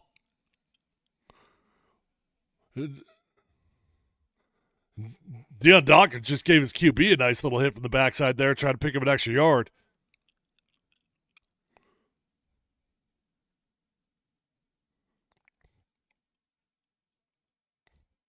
Do they keep it on the ground? I bet they put it in there on this one. Come on. Okay. Okay. Yeah, this could be a fun game, folks. This could be a great game.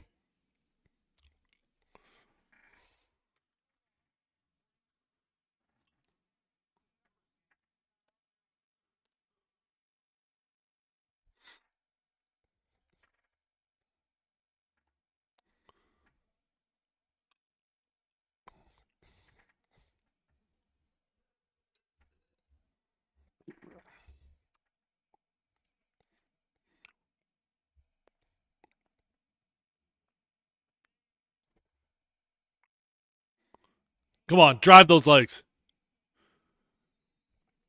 All right, now 3rd and 1.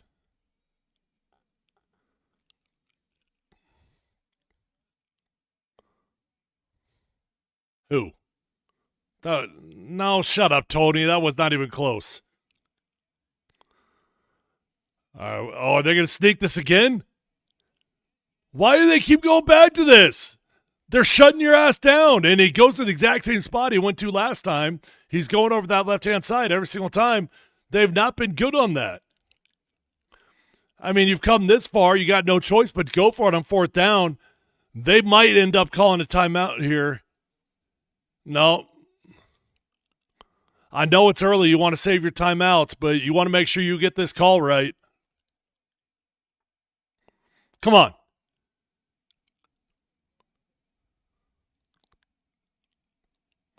Same play. Got it. Got it. Got it. What a play. So that was the same play that they called last time. It was 4th down. This time, Josh Allen had to pitch the thing. Great second effort from Cook. Let's check out the replay to see if he got that knee down or not. Get in there. Oh, he good. He good. That's a touchdown. That's absolutely a touchdown. What an effort by James Cook.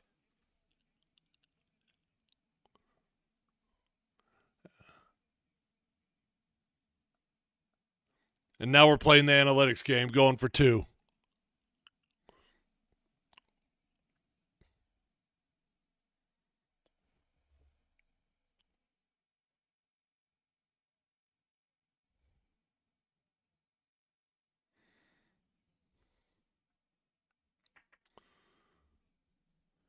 All right.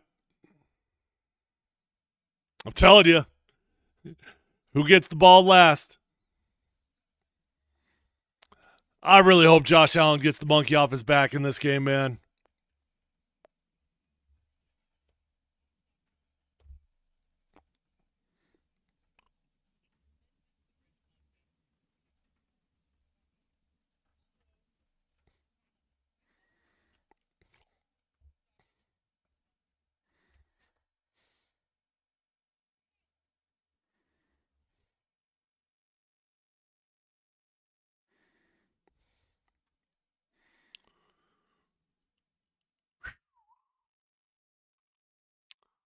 I really like how either one of these teams matches up against the Eagles in the Super Bowl.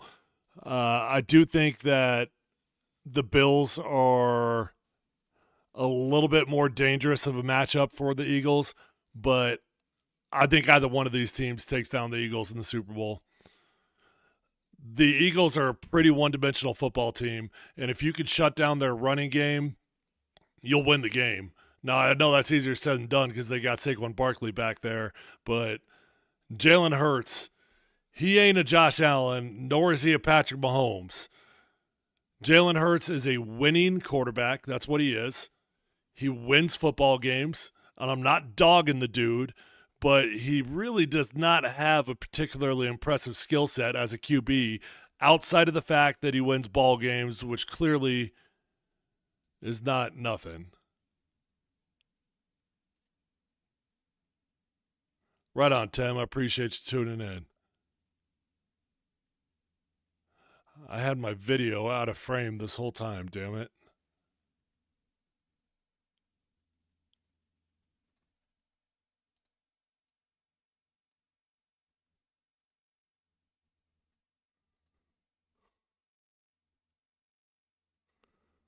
All right, fix that. Fix that.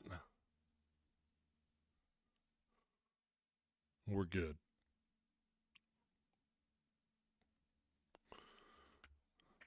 Let me give that a little stretch.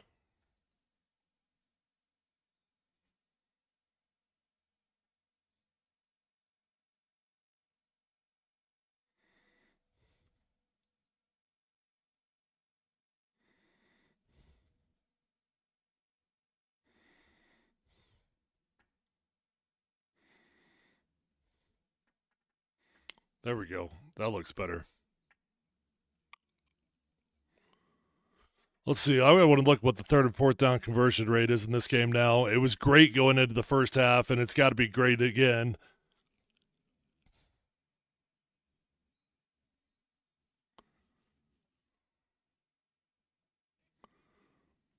So the Bills are 4 of 9 on third down efficiency, so they're going down a little bit, but they're okay.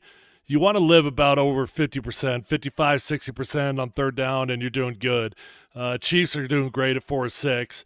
But both teams have converted every fourth down attempt that they've had. Bills have had 2 fourth down conversions, and the Chiefs have had 1. Total, man, this game is even Steven, dude. This is wild. This is what, so total plays. Bills have got 44, Chiefs have got 42. Total yards, 246 to 263. Passing yards, 147, 145. Rushing, 116, 101. And all of a sudden, the Buffalo Bills are actually the leading rushing team in this game. Whereas going into halftime, they were really struggling to run the football.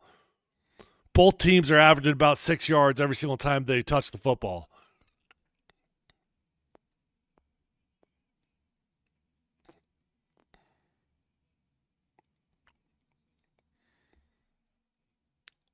Well, he was not on the same page with Kelsey on that one. Have we not had any Taylor Swift shots in this game? Have I just not been paying attention?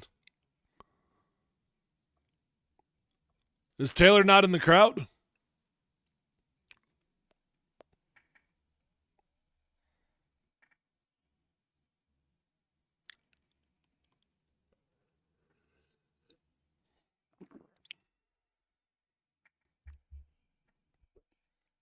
Oh. Well, that ain't good. You got him 3rd and 10, give him 35.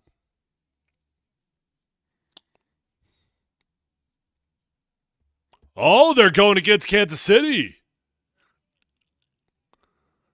Okay. Let's check it out.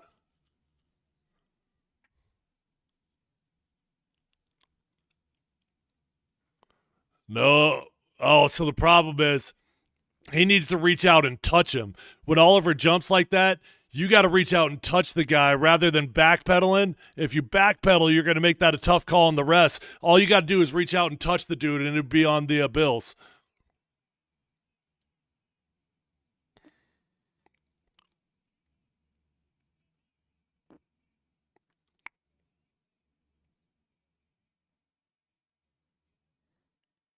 No.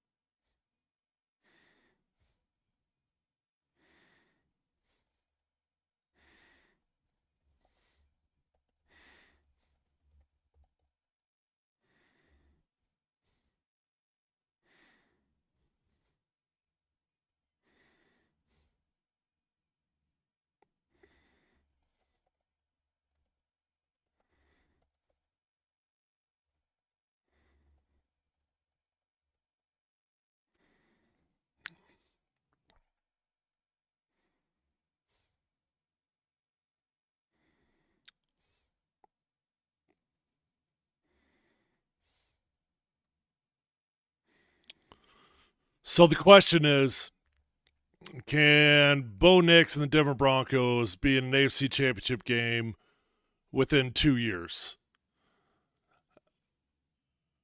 I think he's got a chance at it, but we got to get some weapons, man. You just look at the trend that's going on offensively in the NFL these days. Man, you could win a one-off Super Bowl here and there with defense, but if you don't have playmakers on offense, good luck, buddy. We got to upgrade our playmakers on offense. Until we do that, we don't have a chance of fighting with the top dogs. I mean, we saw what happened when we played the Bills. That was just a team that was in a different category than us. What we learned about the Broncos this year, so in my mind, there's kind of three categories in the NFL, right? When you talk about the different teams that are in the league, you've got the elite football teams, you've got the bottom feeders, so like the worst teams in the league, and then you've got the middle section, which is by far the biggest section, and that's the rest of the teams that just kind of live in parity. Anybody can beat anybody on any given Sunday. Well, the Broncos definitely were not in the elite category, but they damn sure were not in the bottom dwellers either. They're in that parity category. So they could go in one of two directions, and you really don't know how it's going to go until you get through free agency and the draft. But if they do get two or three of the right pieces, I'm not saying they're going to be in the elite category next year, but they'll have a fighting chance at it. I'm telling you, though, as it stands as of today, there is a huge difference between the teams that are still alive and the Denver Broncos.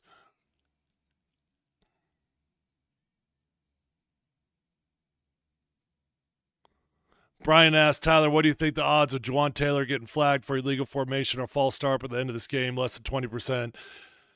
I'll tell you this. I don't think he's been false starting in this game. I actually think he's been timing it pretty well. But illegal formation, you probably could call that every single play on him. But they're not going to do it. If they haven't even warned him at this point, he'll just keep lining up deep every single play because he knows he's already tested his boundaries. He tested the ref's boundaries, and he knows that he can do it now.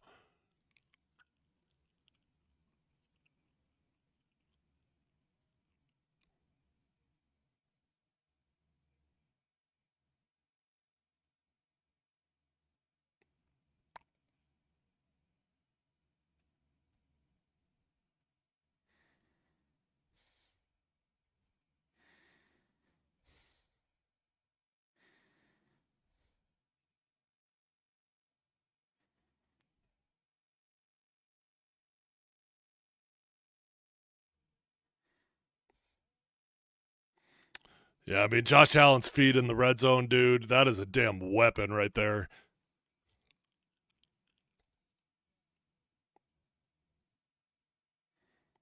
I think Joe Brady's going to get that New Orleans Saints job. I think that's who they're holding out on.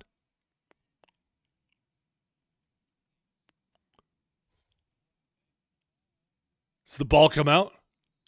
I didn't even see the ball come out. I just heard the announcer say it.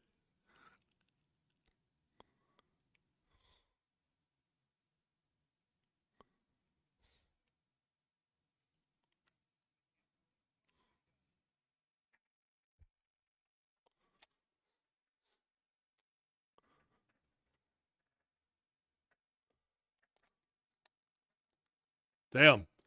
They do it again. They absolutely did it again. They got another stop in a short yardage situation. The Bills are killing themselves in these short yardage situations. Stop doing the damn QB sneak. Stop doing it. Okay, you've done it 3 times now. It ain't working, boys.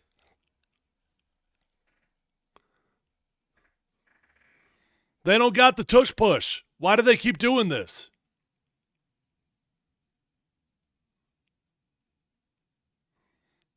Has it been 4 tries? I thought it was 3.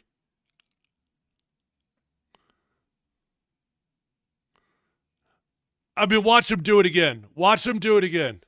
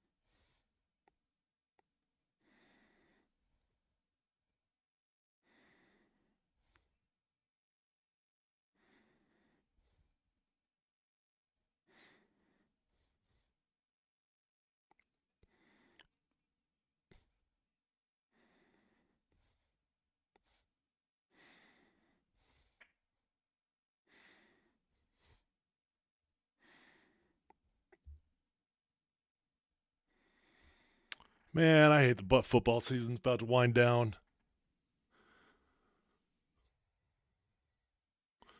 This was a fun year here in Colorado, wasn't it? We had a lot of good stuff going on here in the state of Colorado during football season. Whether it was the Buffs, the Rams had a great season, Broncos made it back to the playoffs for the first time. This is a great football year. By the way, sure as hell looks like Deion Sanders is going to be back at the University of Colorado, which is great. Hey, I don't know if you guys caught it, but we have had another coaching change here in Denver. The first coaching change we had was Ben Kotwika, the special teams coach. He was fired. They've yet to hire his replacement yet, but they also just lost a coach named Declan Doyle. Who is Declan Doyle? I don't blame you if you've never heard that name before. Declan Doyle was a coach on the Denver Broncos staff last year. He was the tight ends coach. He had worked for Sean Payton out there in New Orleans previously, and Declan Doyle was actually just hired by Ben Johnson out there in Chicago to be the offensive coordinator. So pretty fascinating to me, man, that a dude that I to be honest, I don't even know who he is. Like, he's on the coaching staff, but you want to talk about low man on the totem pole, I'd hardly even aware he was there. And he's now making the leap from tight ends coach to OC. He won't be calling plays out there because Ben Johnson will definitely call his own plays, but he'll have the title. So, not the end of the world to have to replace a tight ends coach, but just another job that the Broncos are going to have to figure out.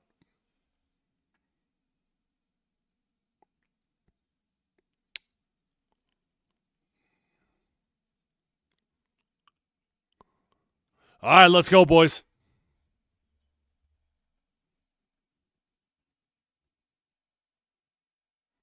Yeah, nobody cares about Ohio State, Tim.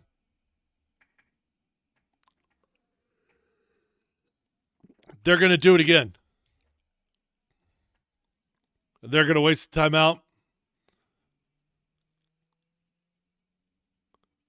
Wow, risky as hell, but he gets it. Does the ball go on the ground? I knew it.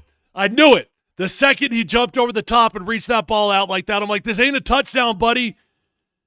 You don't do that in the open field.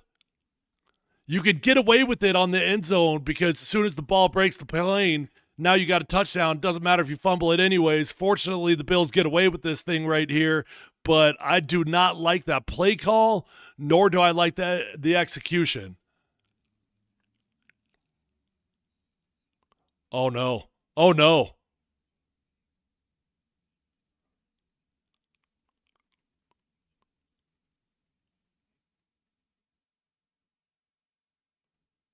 Josh Allen is the one that got.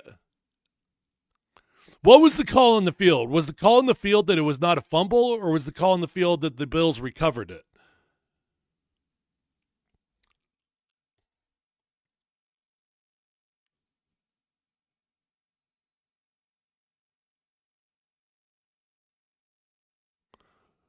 Wow, Chris Jones is in tears.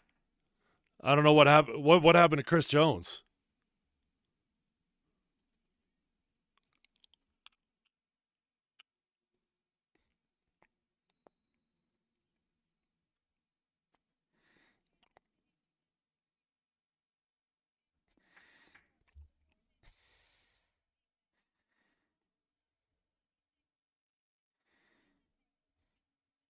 All right, so each team might have about 2 possessions left, running out of opportunities, and 2 might be generous depending on the length of some of these drives. One team might end up with only 1 drive. I'd keep that ball on the ground as much as I could.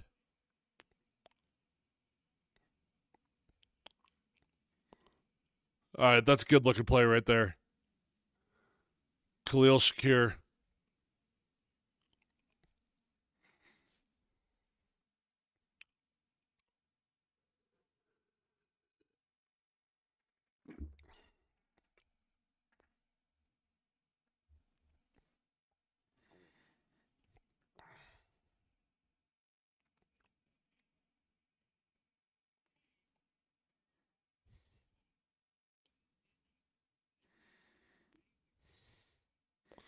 All right, 3rd and 1. They're going to get. Or 4th and 1, I'm sorry. Well, I do think he gets it. I do think he gets it.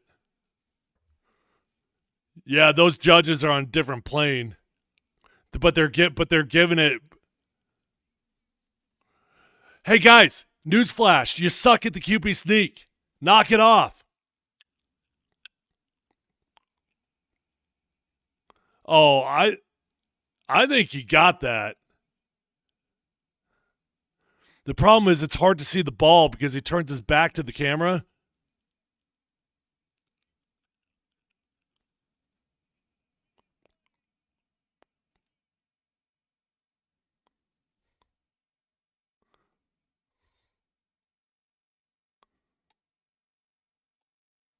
I don't know. I think it's going to be too close to overturn. This probably just stands whatever the call on the field was.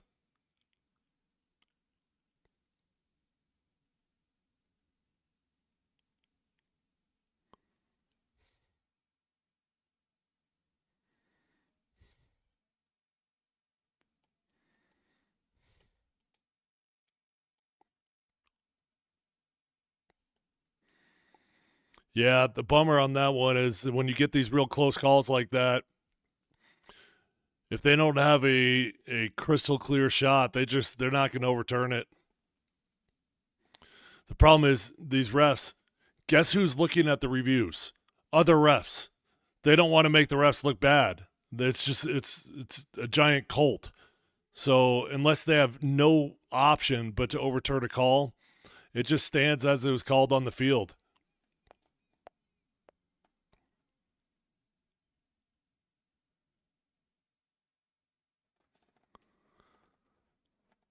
I gotta say, I cannot understand why the hell the Bills continue to do that stupid QB sneak.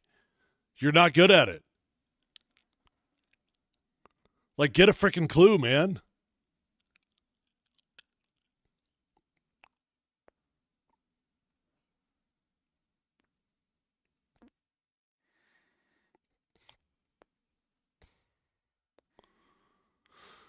Oh.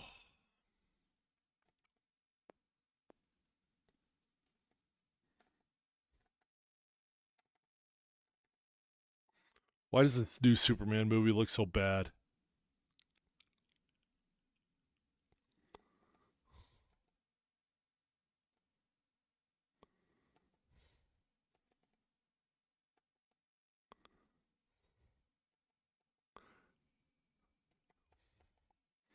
Is Superman always like the most cheesy of the superhero movies?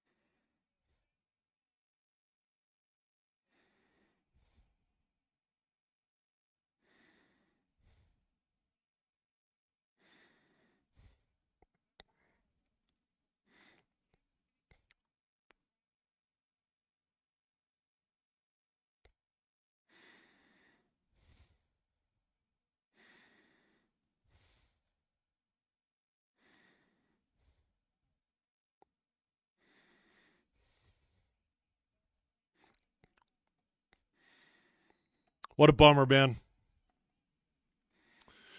You know what? At least they ate up some clock. It's not the world's worst field position unless you just give up a super smoke his ass. Everybody's so afraid to hit Patrick Mahomes.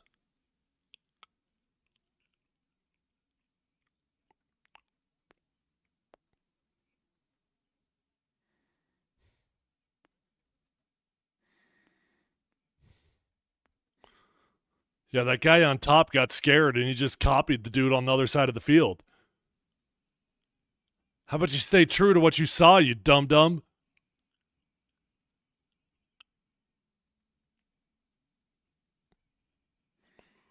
Great. Good, great, grand, wonderful. Our pets' heads are falling off.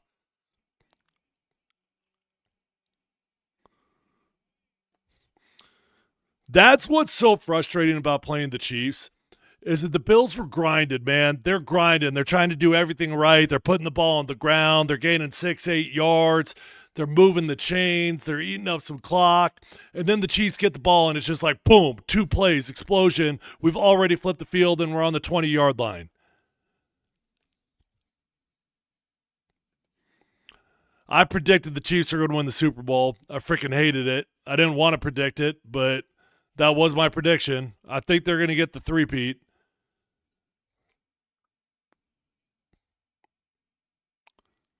Slicing through them like Swiss cheese.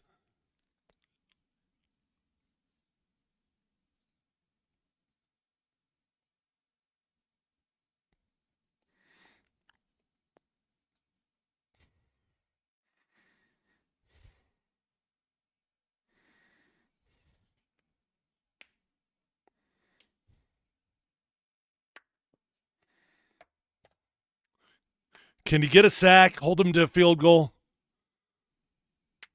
No. No.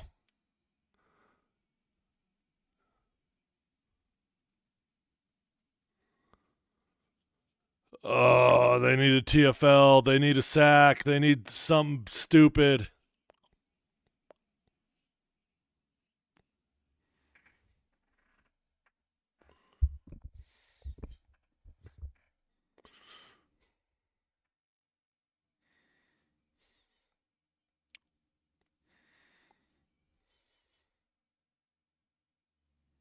Just keeping it. God dang it. God dang it. Nice spike, Mahomes.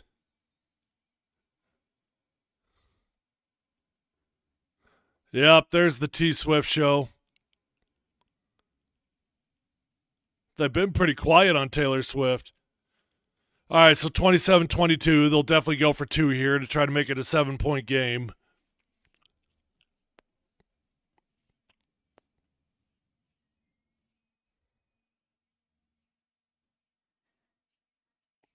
Hey, hey, you know what? It's a fun ball game. I I got a bad vibe. Kansas City's gonna pull it out, but it's a good ball game.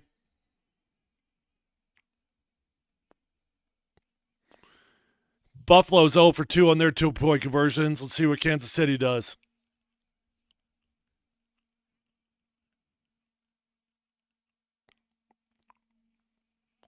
Of course, the Chiefs get it.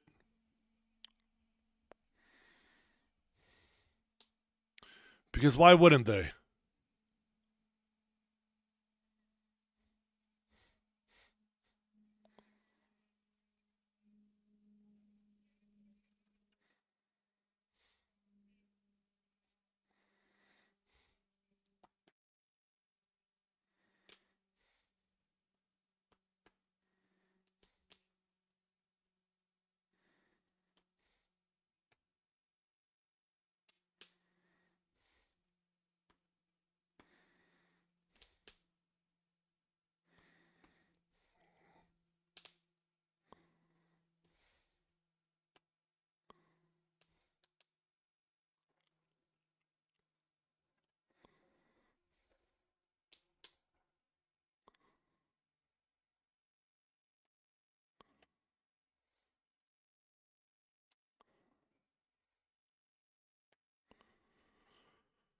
Uh,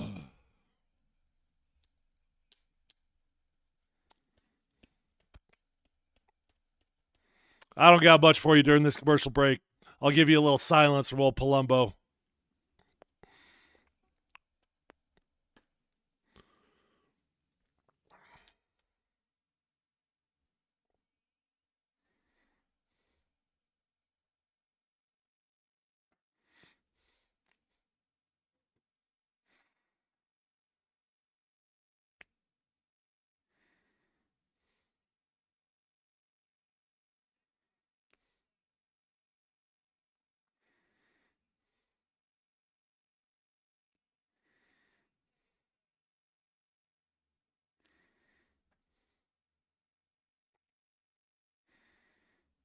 Ooh, Landman, that's a pretty good show.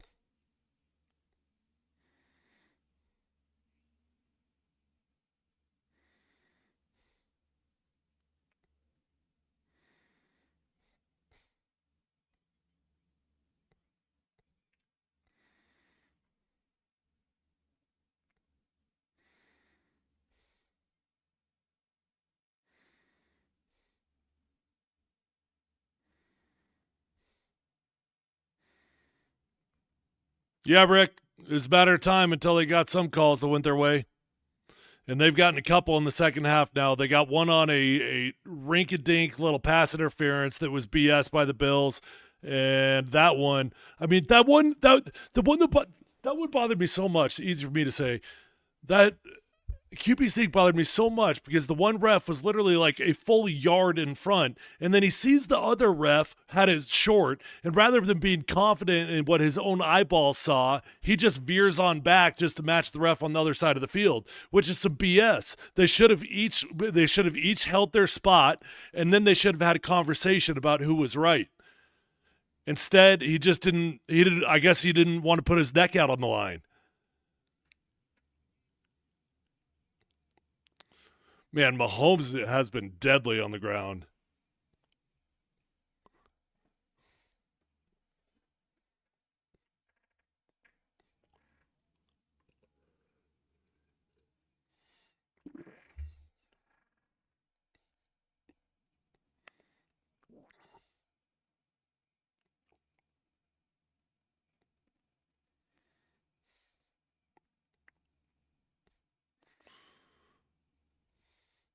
I bet you the Bills get antsy on this drive.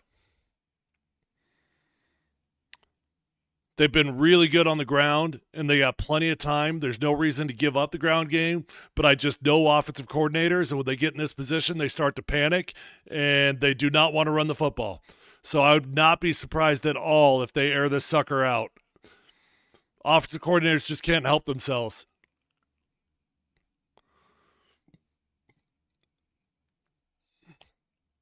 And you are trailing, so there's really no reason to try to eat up the clock. Nice play. Nice looking play right there.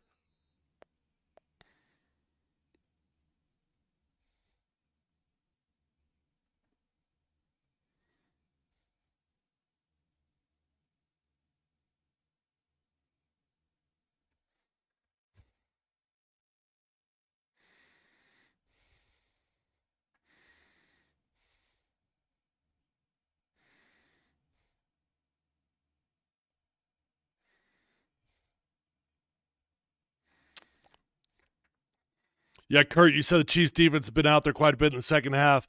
The time of possession is actually incredibly even in this game. It's 26 minutes for the Bills, 24 for the Chiefs. But I do think in the second half, the Bills have eaten up quite a bit more of that clock, whereas in the first half, they were trailing. To your point.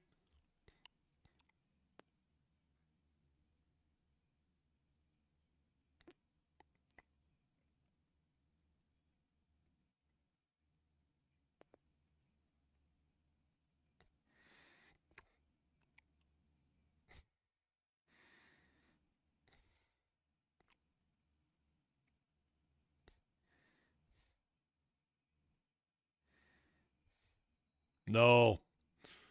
Well, that's not good. Now we got 3rd and 8. We got 3rd and long. You don't have to get the first down. You're obviously in 4 down territory no matter what. So you can throw short of the sticks if you have to. If he needs to hit the check down, it's not the end of the world here because you're in 4 down territory no matter what. But you do need to gain yards.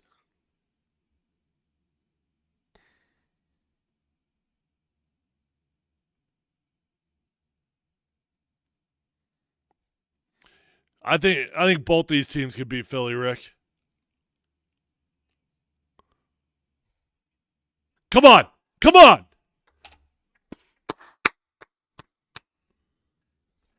Josh Allen, ice in the veins, baby.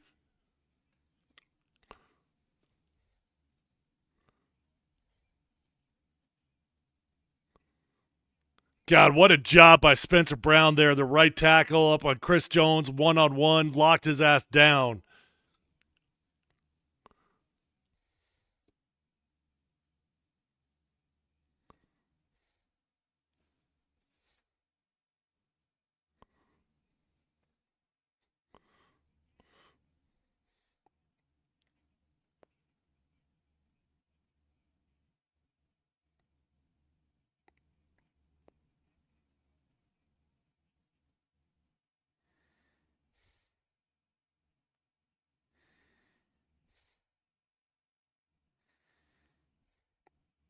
All right. Do they put a ball on the ground? Nah, they'll throw it.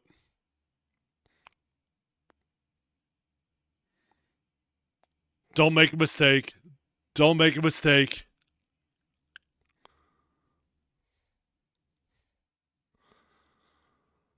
Whew, I'm getting nervous now.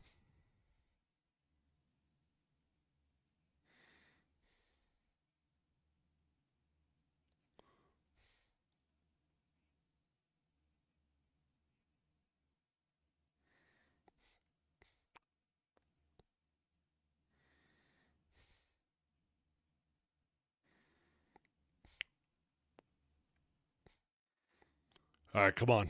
Come on. At least give me 5 yards. 4 yards.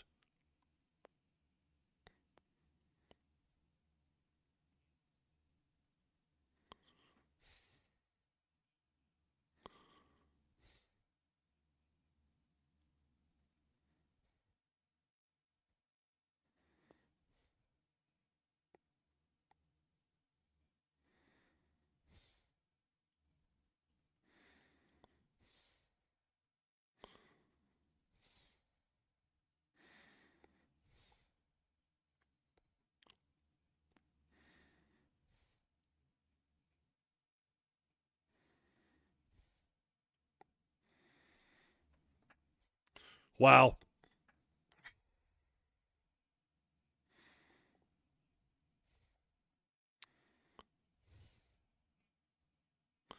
They might put this on the ground. They could, because they know it's 4 down territory, anyways.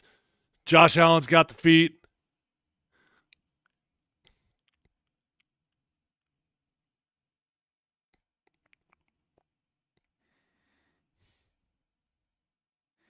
No. No.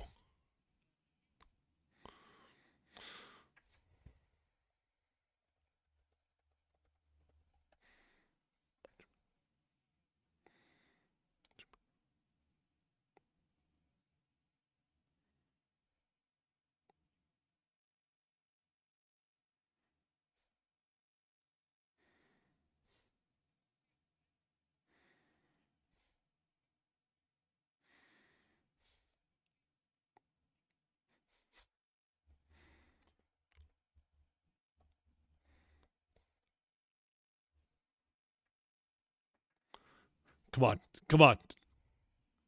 Got him. Got him. Wow. 4th down conversion. Are the Bills perfect? Hold on. No, they're not perfect because they had that one that got stopped. How many 4th down conversions they got in this game? Wow, the Bills are 5 of 6 on 4th down. That's wild, man. That is a lot of 4th downs. You guys remember the Commanders game from last weekend? They had like 6 4th down conversions.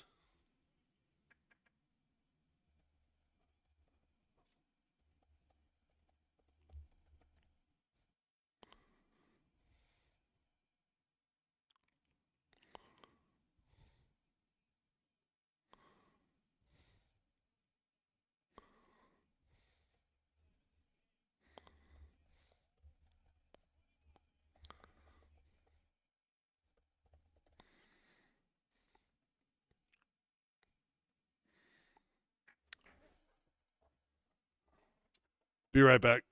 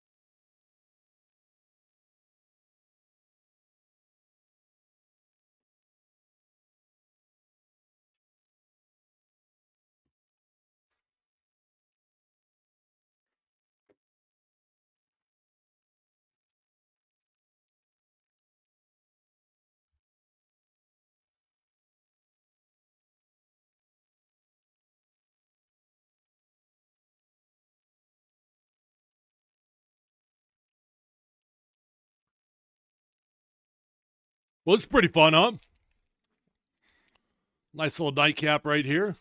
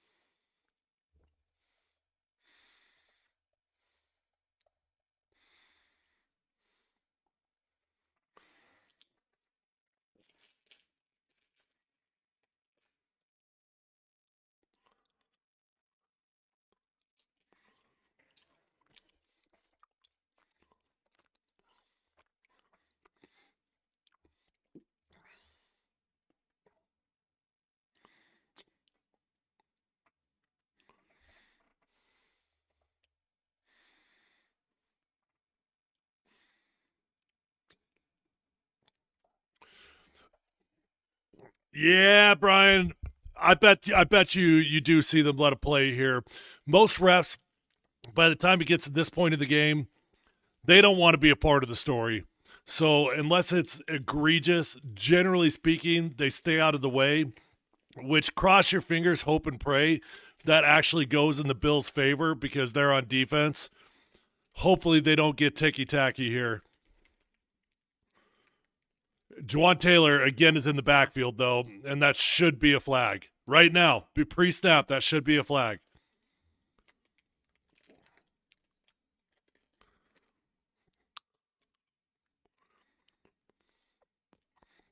So much for my prediction of not throwing any flags.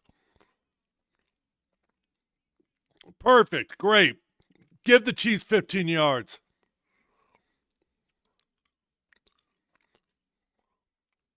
I mean, he did face mask him. You got to call that. You got no choice. You got to call that.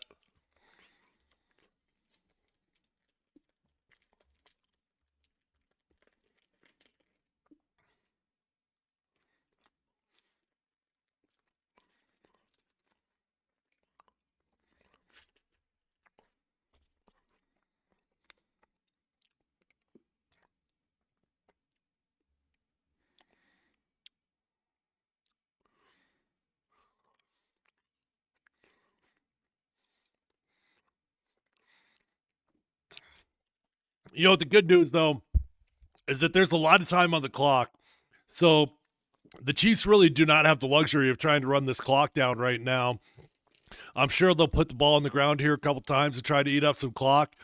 But even if they do march down the field and score, there will be plenty of time for the Bills to respond.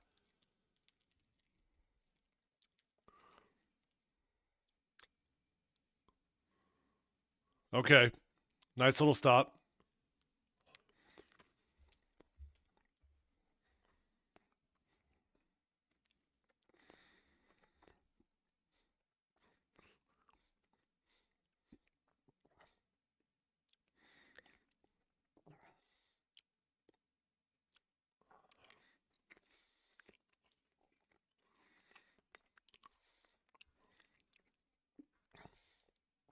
Travis Kelce been too much on that world tour. Uh oh. Xavier Worthy continues to have a great game. Player stats. Let's see what he's got.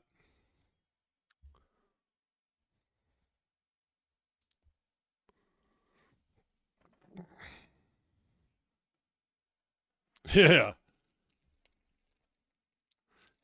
He's got over 100 yards on the game between rushing and receiving.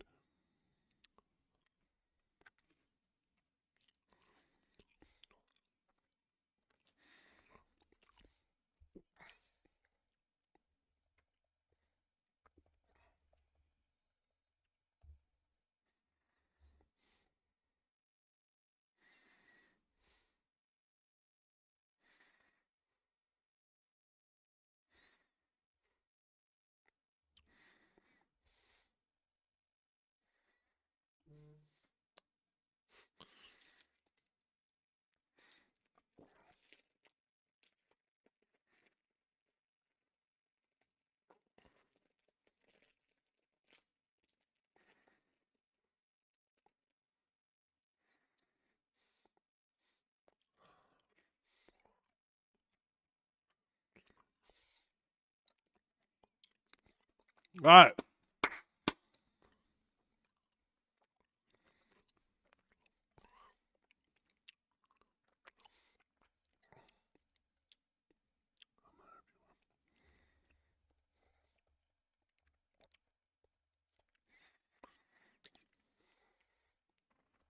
Come on. Hold him. Hold him to 3. Hold him to 3. Hold him to 3. Come on. Give the Bills a chance to win the game with the final possession. Let's go.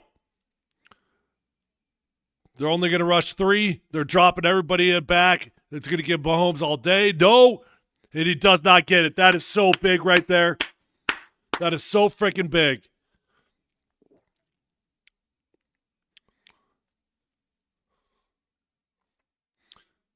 God dang it, though. I almost wish that they took more time off the clock. Because 3 minutes and 37 seconds, that's a lot of time. Say the Bills do march down there and score. In all likelihood, they're still going to give Patrick Mahomes 55 seconds, maybe a minute and 20, something like that. Give that witch a chance to go down the field again.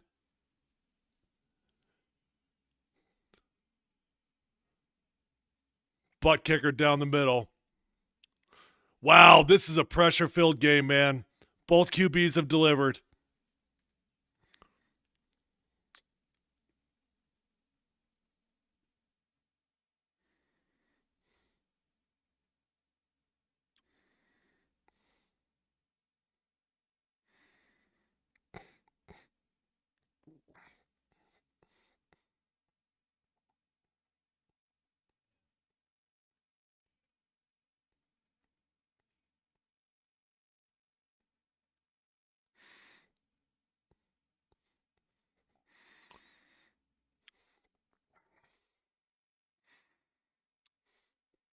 I wish that Andy Reid was not so likable. He's the only redemptive quality for the Kansas City Chiefs. Like, it was so easy to hate the Patriots because, number one, they were the Patriots. Number two, they had Bill Belichick, and he sacrificed little kittens to get wins and everything. Andy Reid's actually, like, an incredible dude.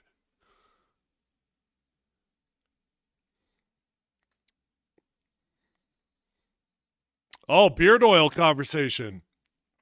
I do have some. I'll tell you what. I'll go grab it for you. I'll show you it.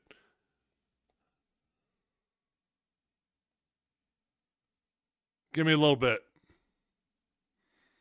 I don't know if you guys noticed, though, I did cut this beard way off.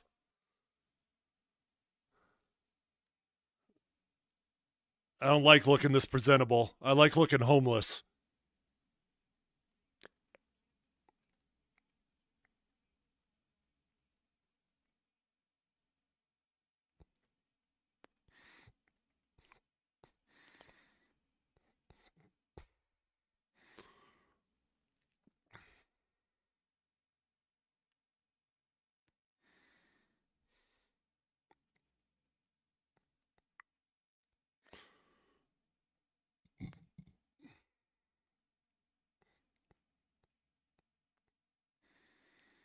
Come on.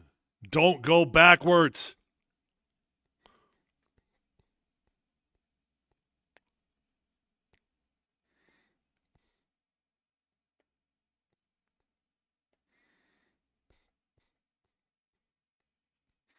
Let's go. Keep going. Keep going. Damn, he only picked up. That was only 13 yards. Did that not look like that was like a 20-yard gain? I felt like he was running forever to only pick up 13 yards.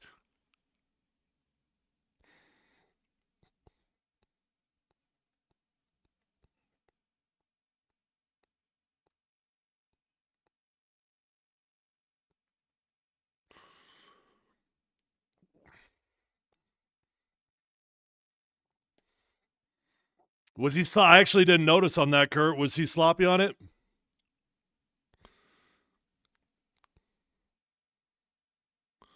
That was dangerous throw right there from Josh Allen. I'm not sure what he saw, but thank God he didn't pick that one.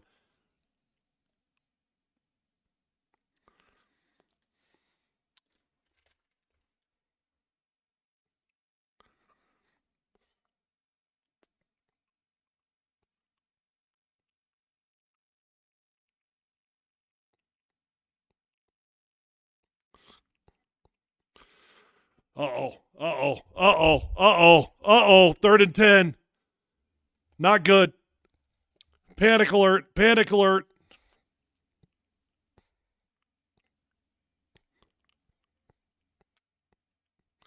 That actually wasn't, in theory, that was not a bad throw. They did block it, and it did become dangerous, Brian. You're not wrong. But it wasn't necessarily a bad decision. Kansas City just got lucky blocking it.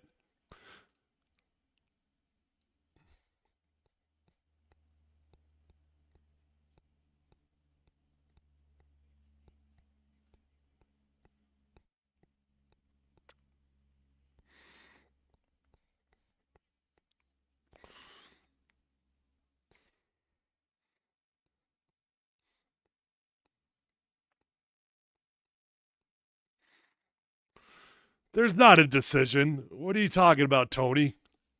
There's no decision. You got to go for it. 4th and 5. You got the season on the line. You ain't punting, giving it back to Patrick Mahomes with 2 minutes to go. Give me a break.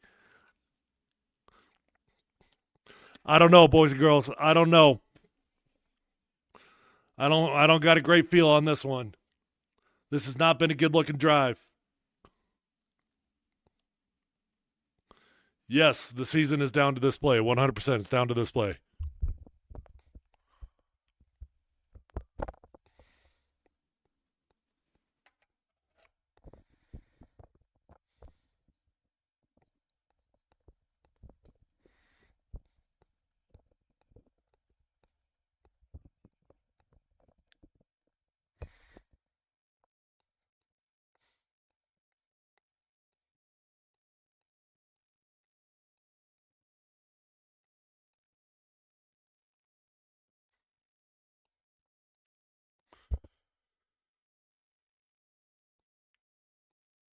That's a pretty good point, man. We got to root for the Eagles. That for me too, as a 4-year player out there for the Washington Redskins, I hate the Eagles. I don't know what I would do. I would not have an active rooting interest in that game. Eagles versus the Chiefs. Yeah, I will watch the game, but I'm not rooting for anybody.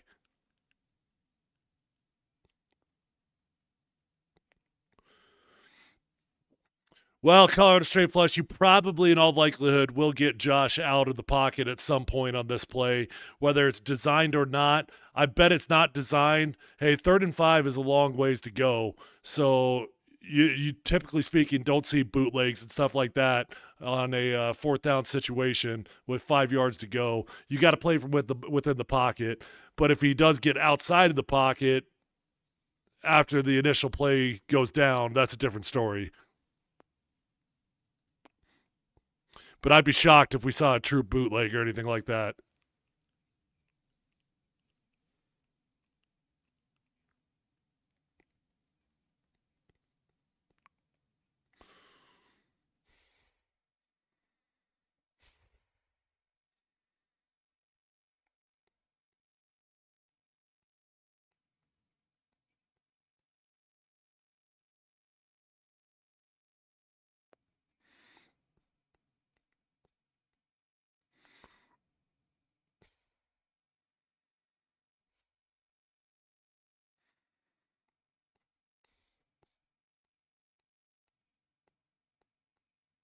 Wow.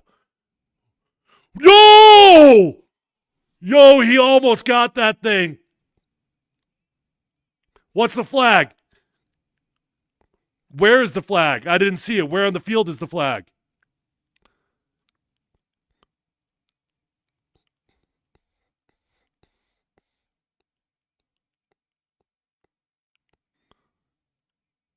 Wow, what a gutsy call.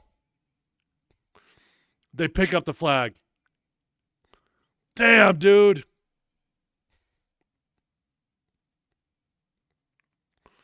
I cannot believe Josh Allen even got close to completing that ball. Frickin' A, the Chiefs are going back to the Super Bowl again.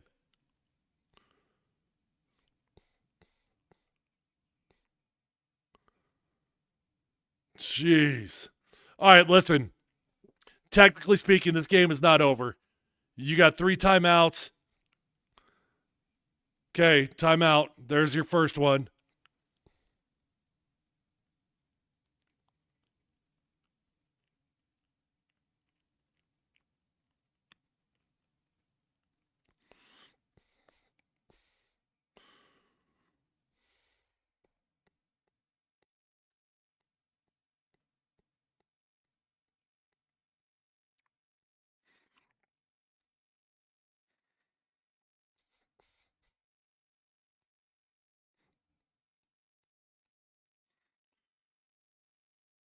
I bet they put the ball in Patrick Mahomes' arms.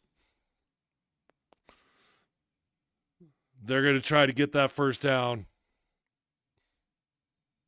Yeah, but Romo's saying the same thing I was just now.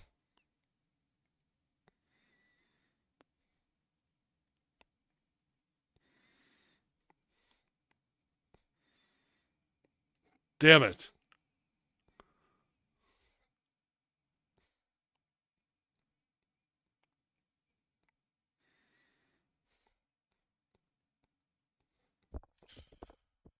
Ah! Why? Why, football gods? Why do you love the Chiefs?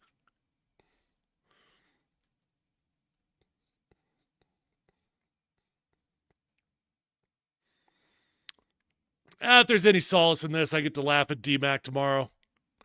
D-Mac can suffer in his pain as a Buffalo Bills fan.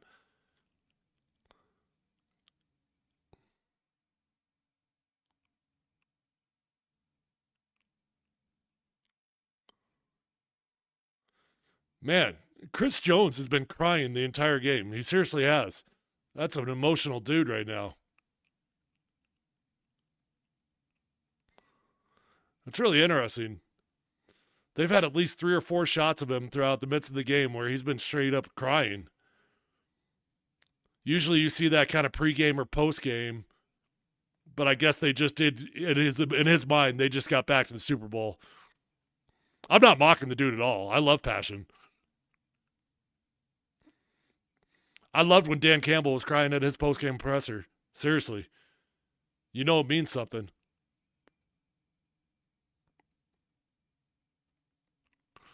All right, timeout. Timeout.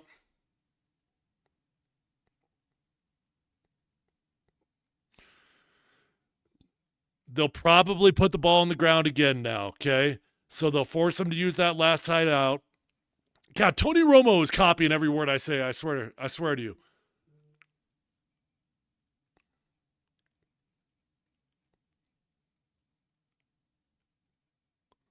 So in theory, if Buffalo can stop this run, they use their last timeout.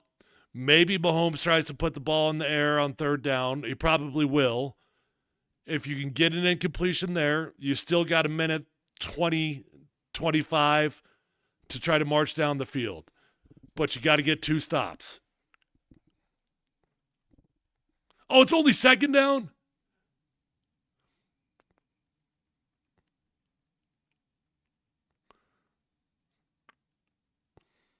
Yeah. All right.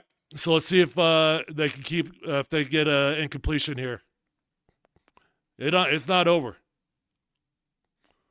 They don't have Vaughn out there for the key third down rush here.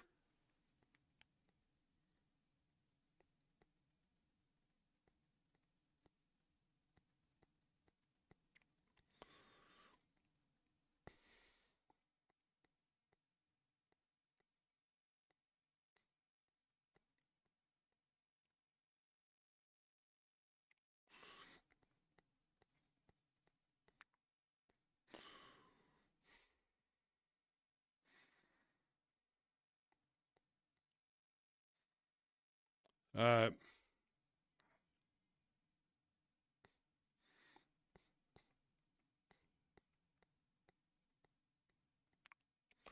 No.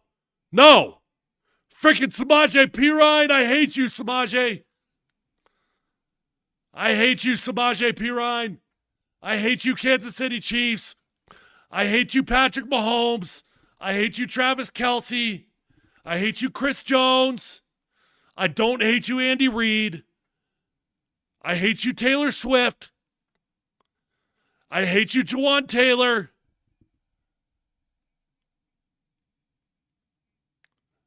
I hate you, Isaiah Pacheco.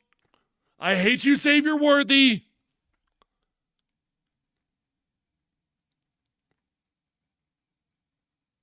I hate you, George Karlaftis. I hate you, Pacheco.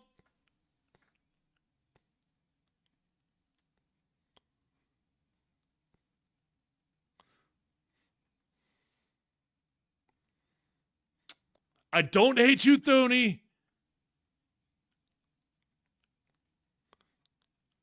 Ah!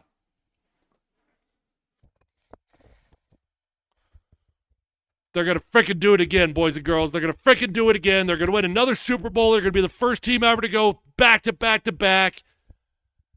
And we're still going to have to deal with this for the next 20 years. And now Pete Carroll is going to take over the Raiders, and he's going to turn them into a formidable group. They're probably going to draft Shedeur Sanders. So now Pete Carroll and Shedeur Sanders are going to get teamed up. Raiders are going to come back. They're going to be competitive. And we're going to be stuck in parity. We're just going to be stuck in being a pretty good football team, but we can't get over the top because of frickin' Chiefs. Oh, Josh Allen is definitely walking in the footsteps of Jim Kelly. Yes, he is. Although he's not even close to the footsteps of Jim Kelly. Let's keep it real. Jim Kelly got there 4 times. Josh Allen hasn't even gotten there. I mean, he is better than Jim Kelly, don't get me wrong. He's definitely a better quarterback than Jim Kelly. But at least Jim Kelly got there. Why is Deion Dawkins so happy?